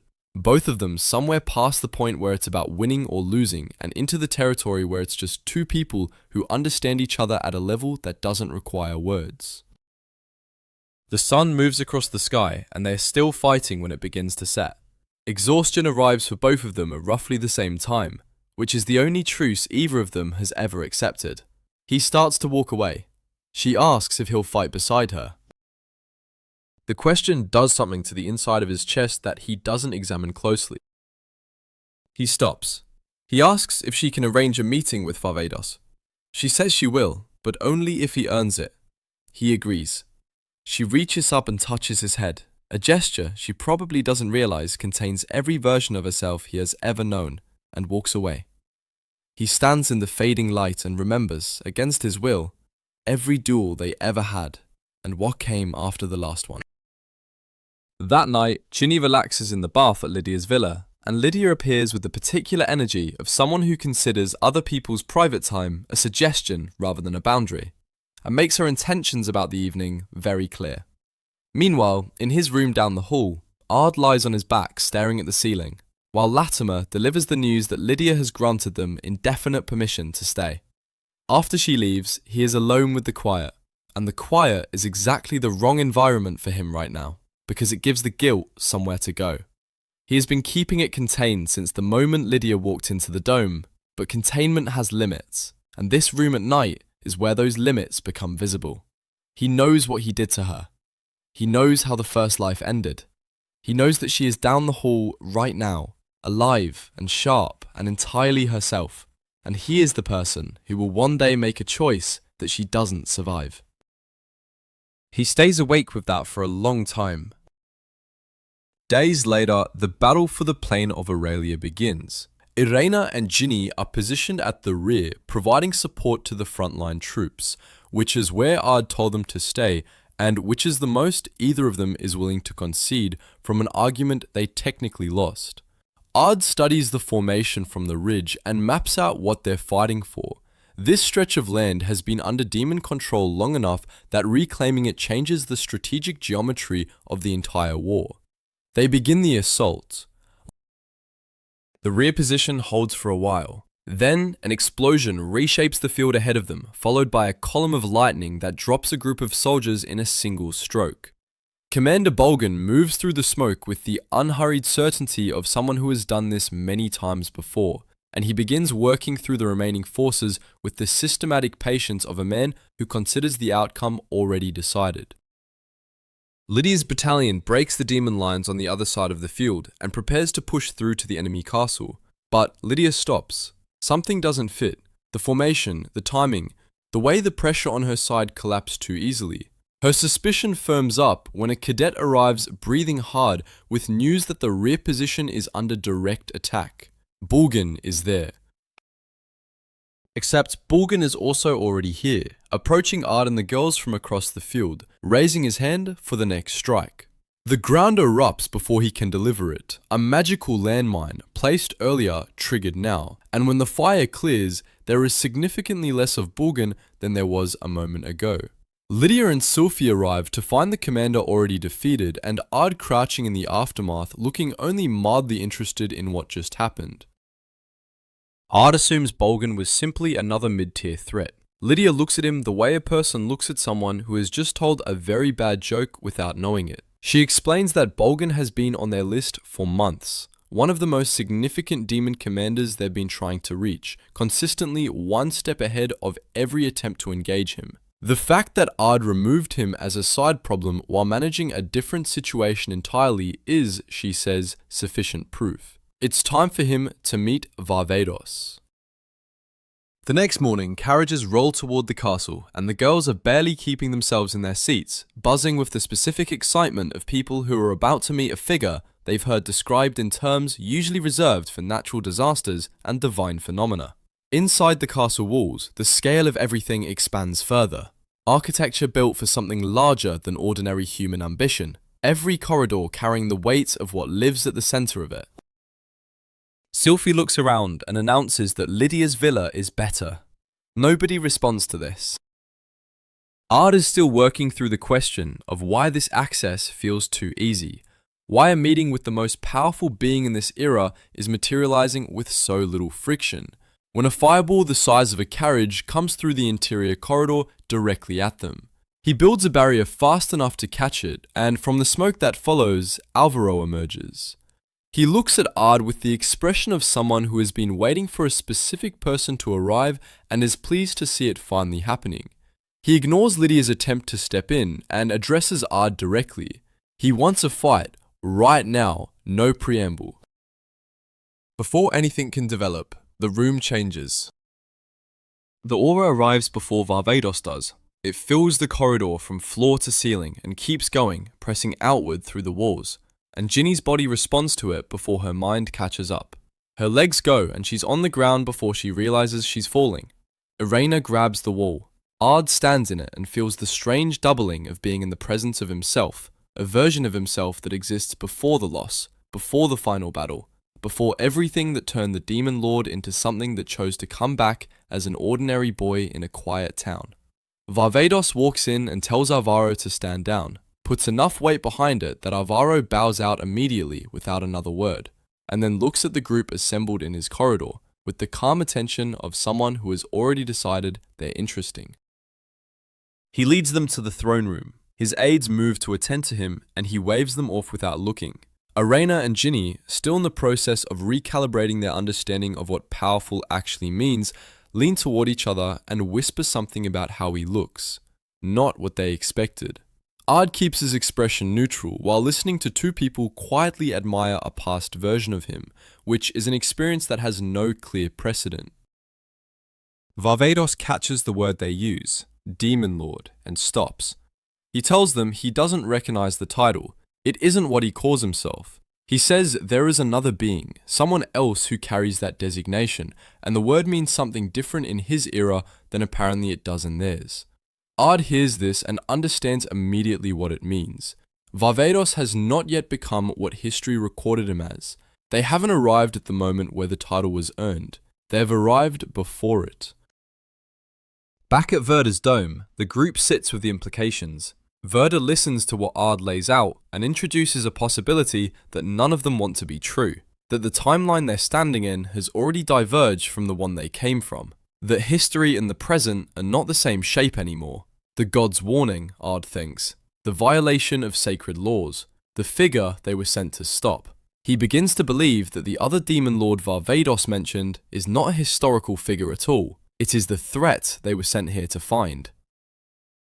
The girls look at each other and then at Ard with the hopeful expression of people who have identified what seems like a simple solution. defeat the current Demon Lord, and the timeline corrects itself and they go home. Verda takes this hope apart methodically.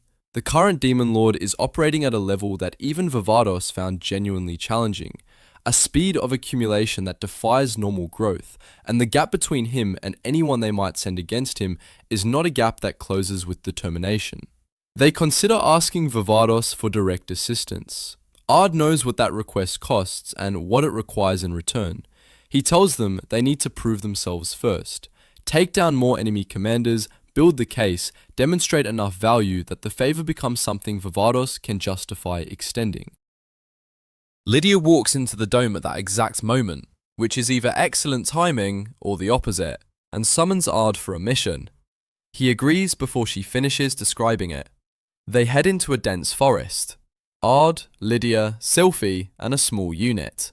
Moving toward an objective Lydia has been working toward for some time. She mentions the name of their target midway through the walk, and the name is Milas. And Ard goes still for just a moment before recovering. Sylphie notices and asks if he knows it. He says he doesn't.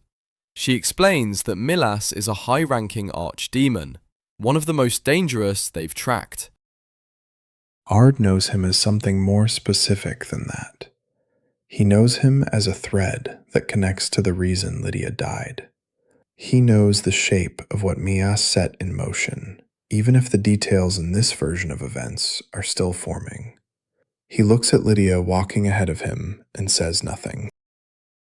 They reach the demon's fortress and find the outer defenses, a skeletal army, the kind of numbers that would require a sustained engagement under most circumstances.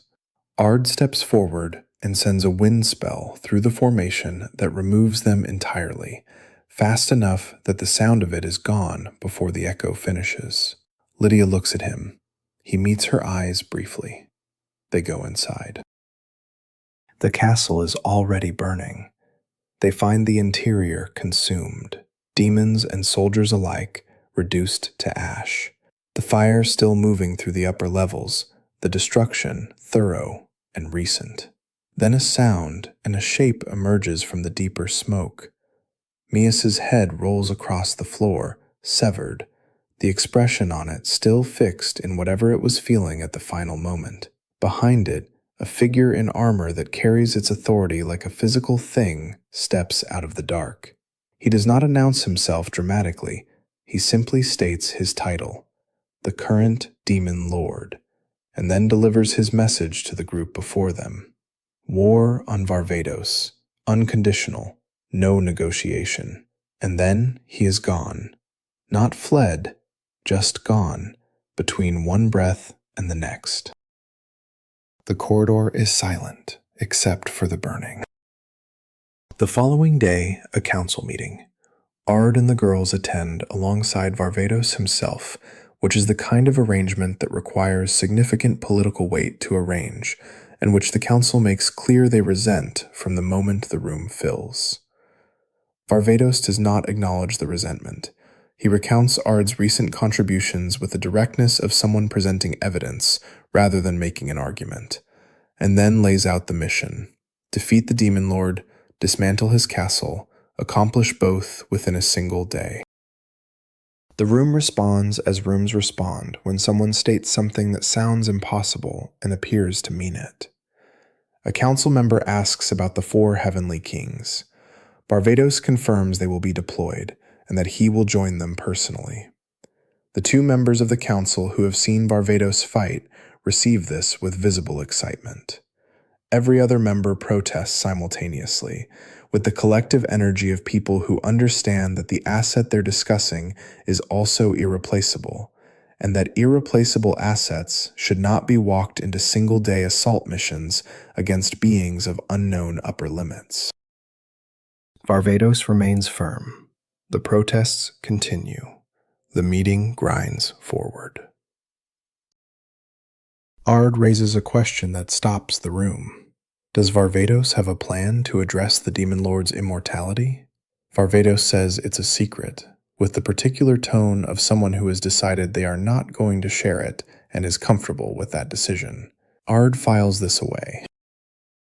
After the meeting, he finds Latima and asks about Lydia. She's briefing her troops, Latima says. When he has the space to himself, Ard sits down and tries to map everything.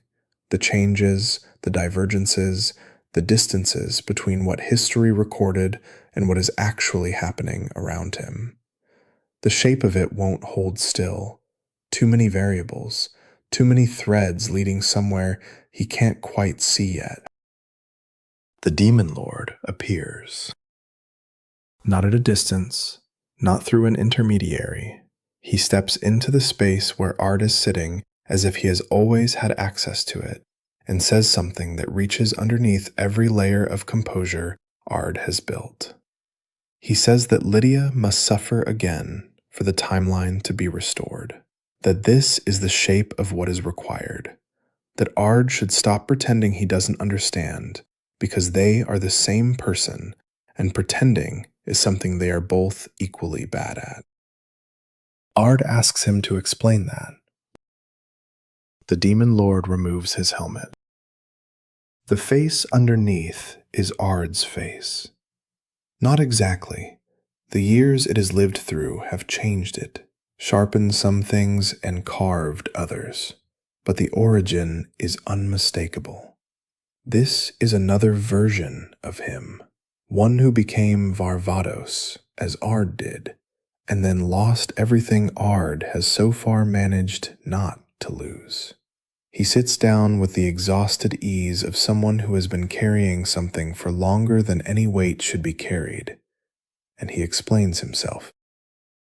He had his own meeting with the small god, his own chance to return to the past.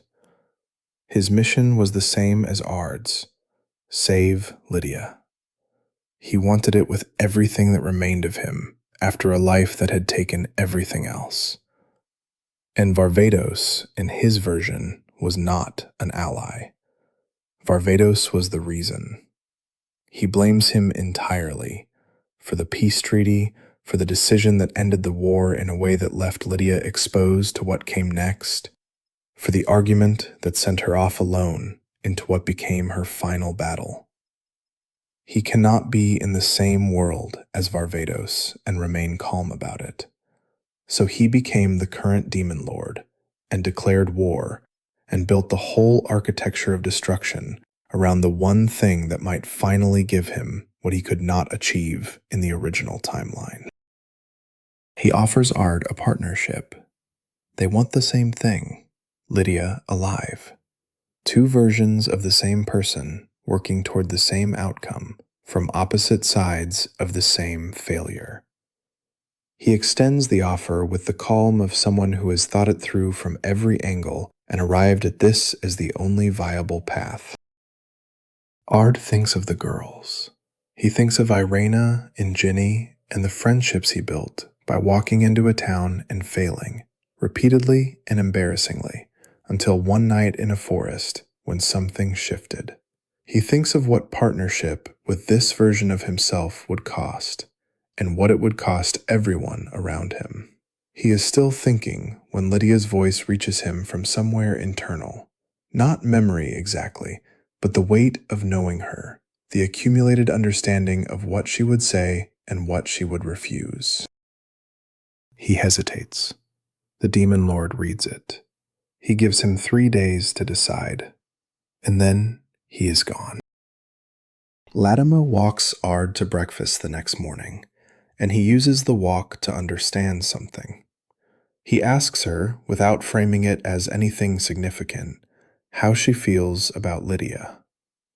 Her answer comes immediately and without qualification. She would give her life for her, in any version of events, under any circumstances, without needing to consider it. He hears this and carries it. At the table, Lydia scolds him for being late, with the easy comfort of someone who has established the right to do so. Sylphie argues with Irena about food quantities.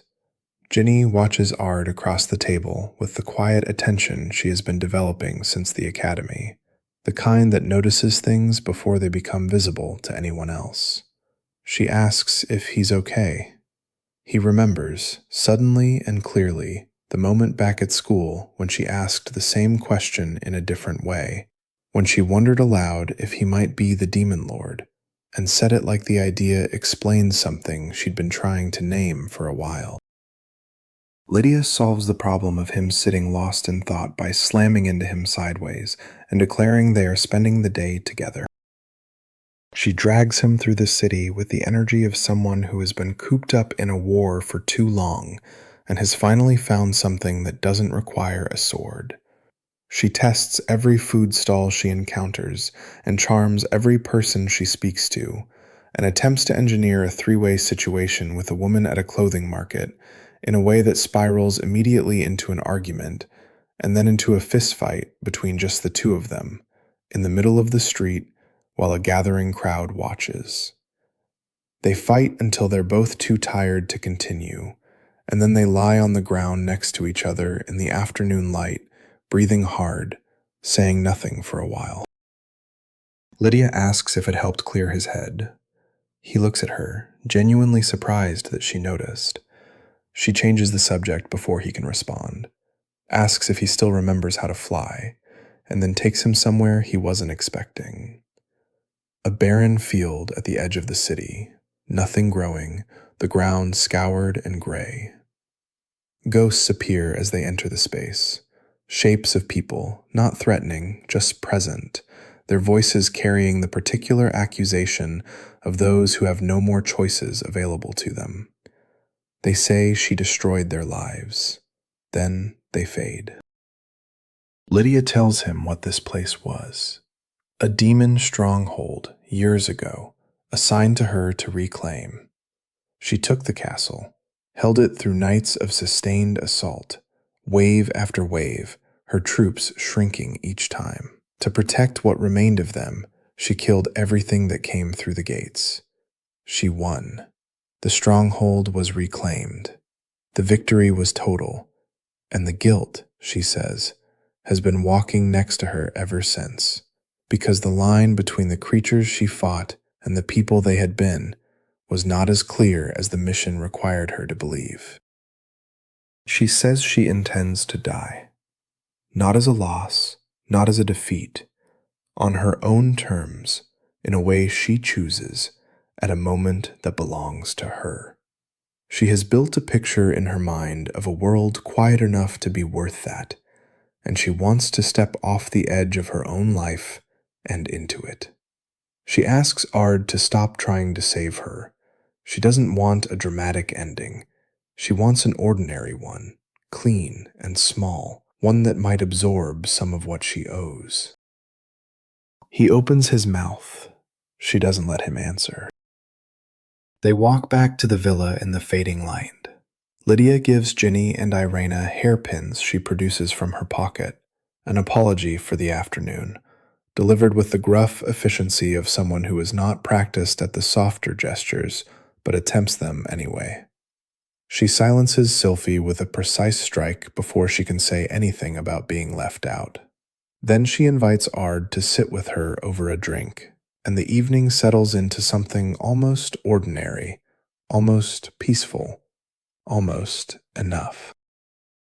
3 days pass. The battle begins. Verta's mechanical titan tears through the demon lines with the systematic thoroughness of a machine that does not get tired and does not get scared. Olivia and her unit cut through the horde with the fluid efficiency of people who have done this so many times it has become a kind of language. Ard shields troop formations from fire-breathing dragons, maintaining barriers across multiple positions simultaneously, the kind of sustained casting that most people couldn't hold for 5 minutes. Alvaro casts magic circles across the field in wide, indiscriminate arcs, electrocuting everything nearby until Varvatos converts the raw energy into black holes that devour the dragons cleanly, which is either coordination or cleanup, depending on how you look at it. Sylphie and Lydia drive through the enemy ranks on the far side of the field. Sylphie is looking for Ard between engagements and not finding him, which begins as an observation and becomes a concern, and then becomes something sharper. Lydia is also looking. Neither of them says it out loud. Ard is with the Demon Lord again. He has made his decision. He stands in the space where they agreed to meet and delivers his answer. No. He thought about Lydia's words, the ones she said in the barren field, the ones about dying on her own terms. He thought about what partnership with this version of himself would actually mean for every person around him. The answer is no. The Demon Lord attacks immediately because he understood this answer was coming and already accepted it. He moves with the speed of someone who has nothing left to conserve. A barrage of blasts, each one precise, each one aimed at the version of himself that chose differently. Ard dodges through them and fires back, and his spell hits the armor and barely marks it. He tries a different approach, a gravity field, escalating compression, the kind that folds most materials and most people under their own weight. The Demon Lord shatters it outward without visible effort. They both stop. They look at each other across the scorched ground between them and arrive at the same conclusion simultaneously. They are exactly matched. Same origin, same power, same ceiling. A direct engagement between them has exactly one outcome, and it isn't a winner. The Demon Lord smiles. He says this is exactly why he chose today, the day of the battle, to ask for his answer. He knew a stalemate was the result. He planned for it. A stalemate between them is something he can use. At the villa, Irena and Ginny have been waiting for a long time. The battle is happening somewhere they can hear but not see, and they have been excluded from it. And the exclusion has moved through frustration and into the kind of restless tension that looks for somewhere to go. They argue about Ard for a while, because it is familiar ground. Then Latima appears and tells them Ard has a task for them, a critical one, something only they can do, and she will guide them to it. They move through the woods at a run. Latima explains as they go. The Demon Lord's immortality has a source, a soul separation technique, the kind that keeps his consciousness in an external vessel, separate from his physical body, which means destroying the body accomplishes nothing. The soul has to go. Ard believes the vessel is hidden inside the castle, accessible through a concealed path that the ongoing battle has opened. He needs them to find it and destroy it, while the fight on the field serves as the distraction that makes their access possible. The girls listen and run and believe every word of it. Latima stops walking. She shoves them both aside a half-second before an attack would have connected, and absorbs the blow instead, taking the damage herself.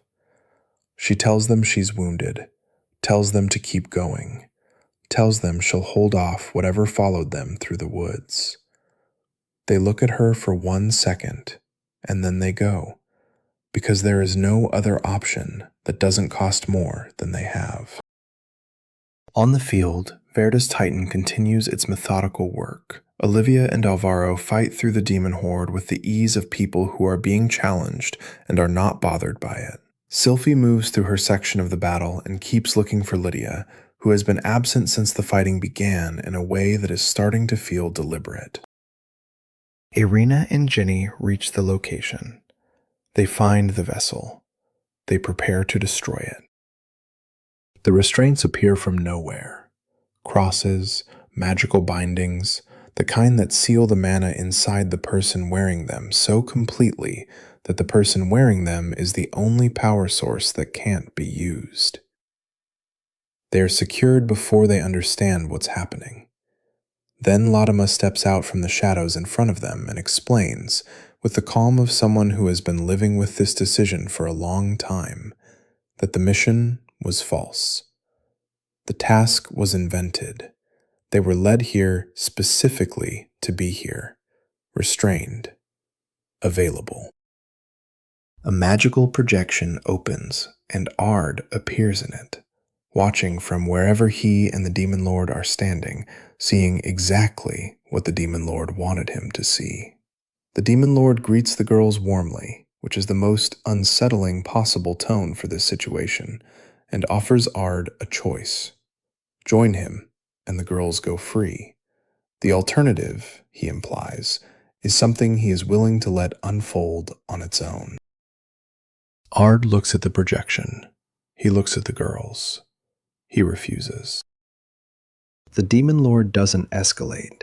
He keeps talking, quietly, deliberately, working through every argument he has left.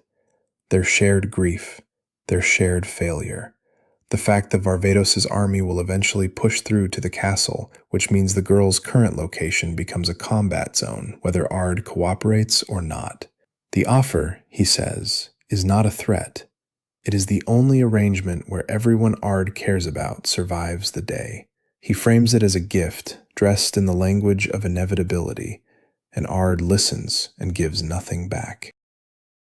Inside the castle, Irena turns to Latima and asks why.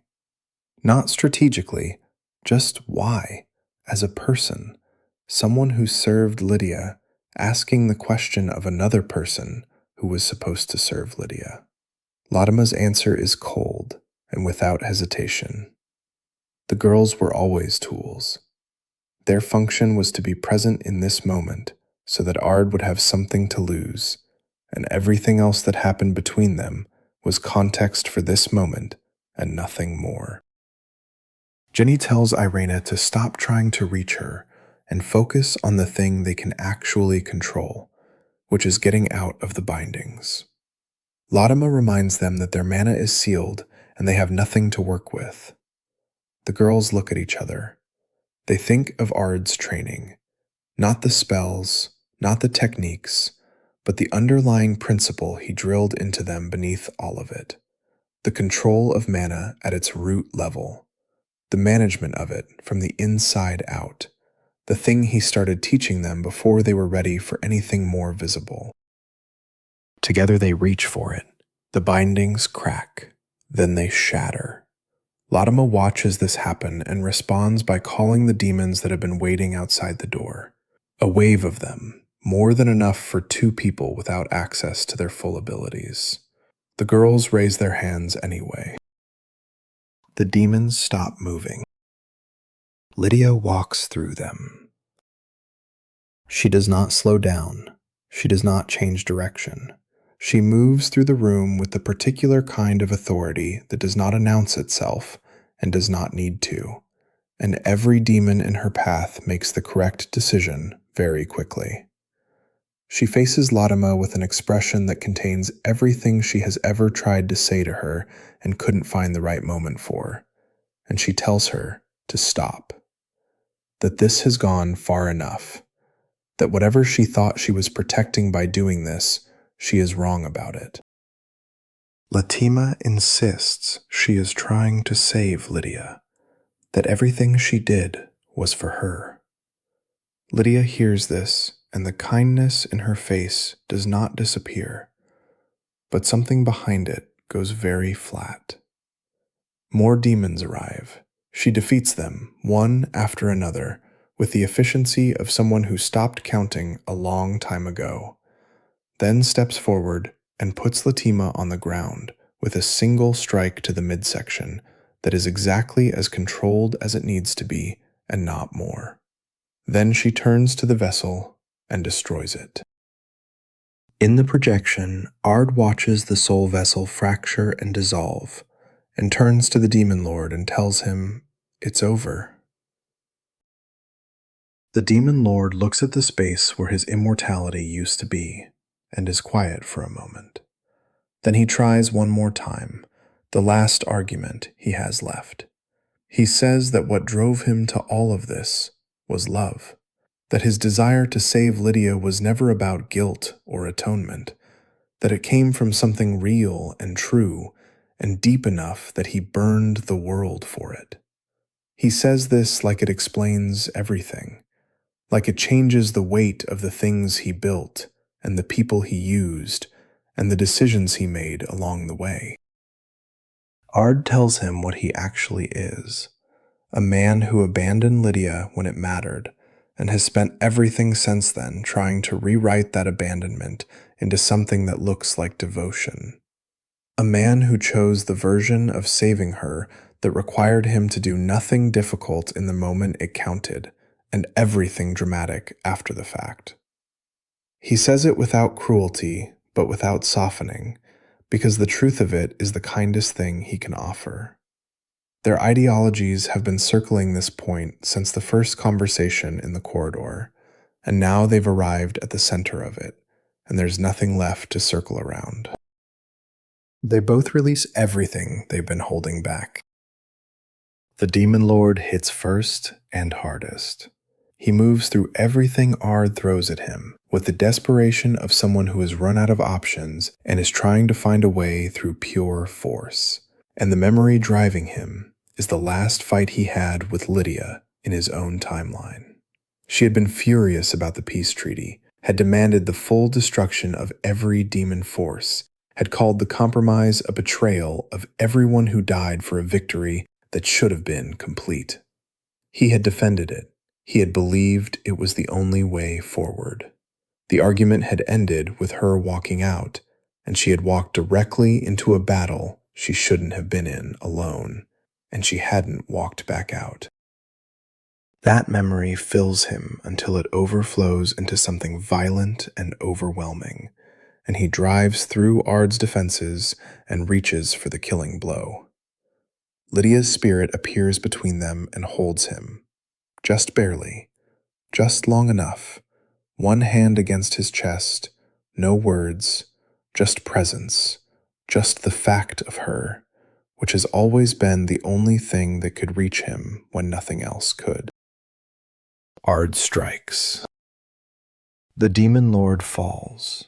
He lies in the ground and looks up, and in the last moment, he asks Ard to understand that he only realized he loved her after she was gone, that the absence was what clarified it, that he had been so certain about the treaty, about the strategy, about the right path forward, that he hadn't noticed what was standing beside him, asking to be seen, until it wasn't there anymore.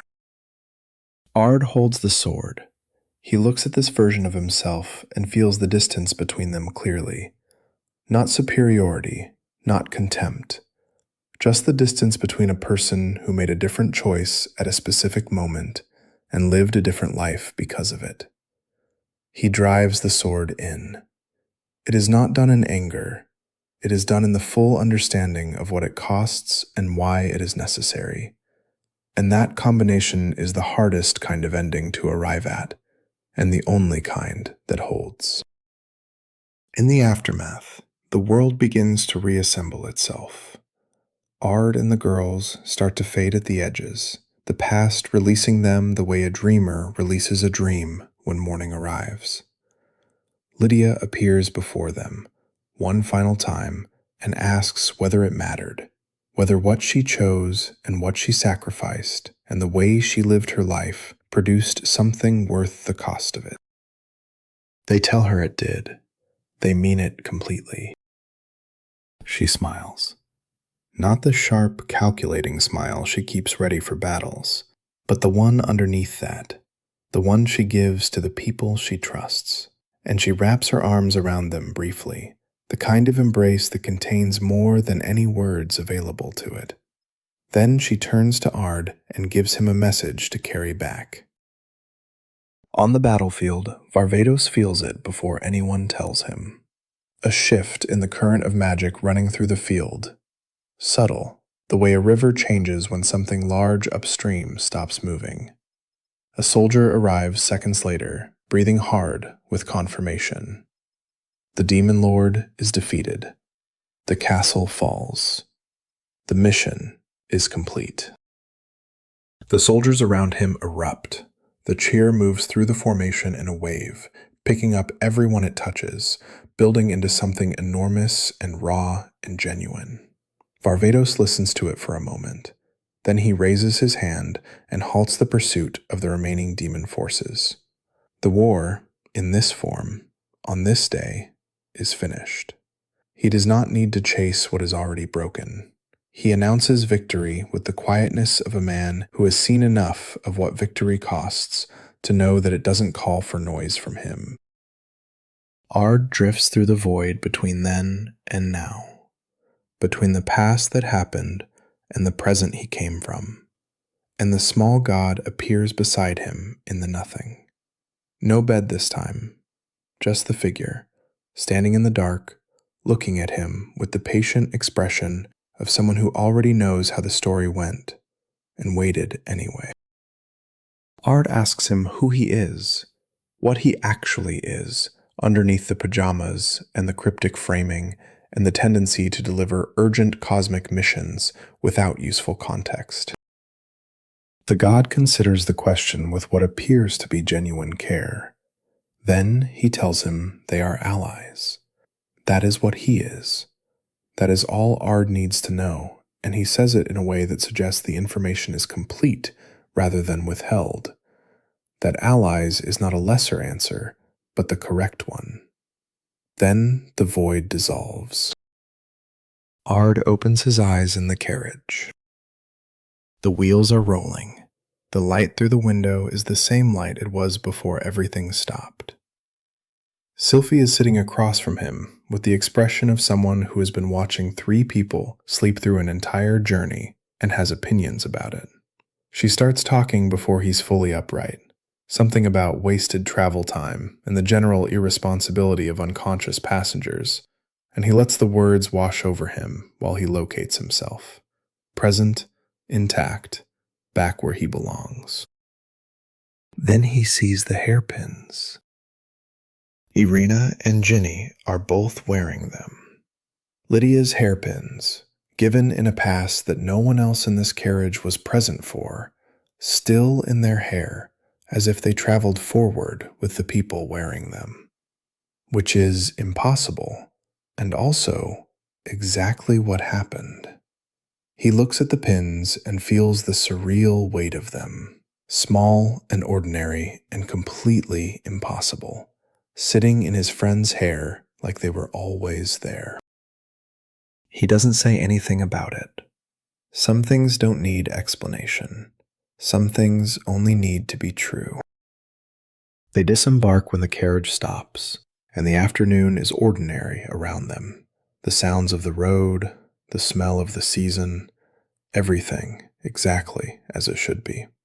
Irena appears at his side as the others move ahead. She looks at him for a moment with the kind of look that means she has been holding something and has decided it is time to give it. Then she tells him what Lydia said. The message she sent back through whatever space exists between a soul at rest and a boy carrying it forward. She will always be his best friend. That is the message. Nothing complicated. Nothing that requires decoding.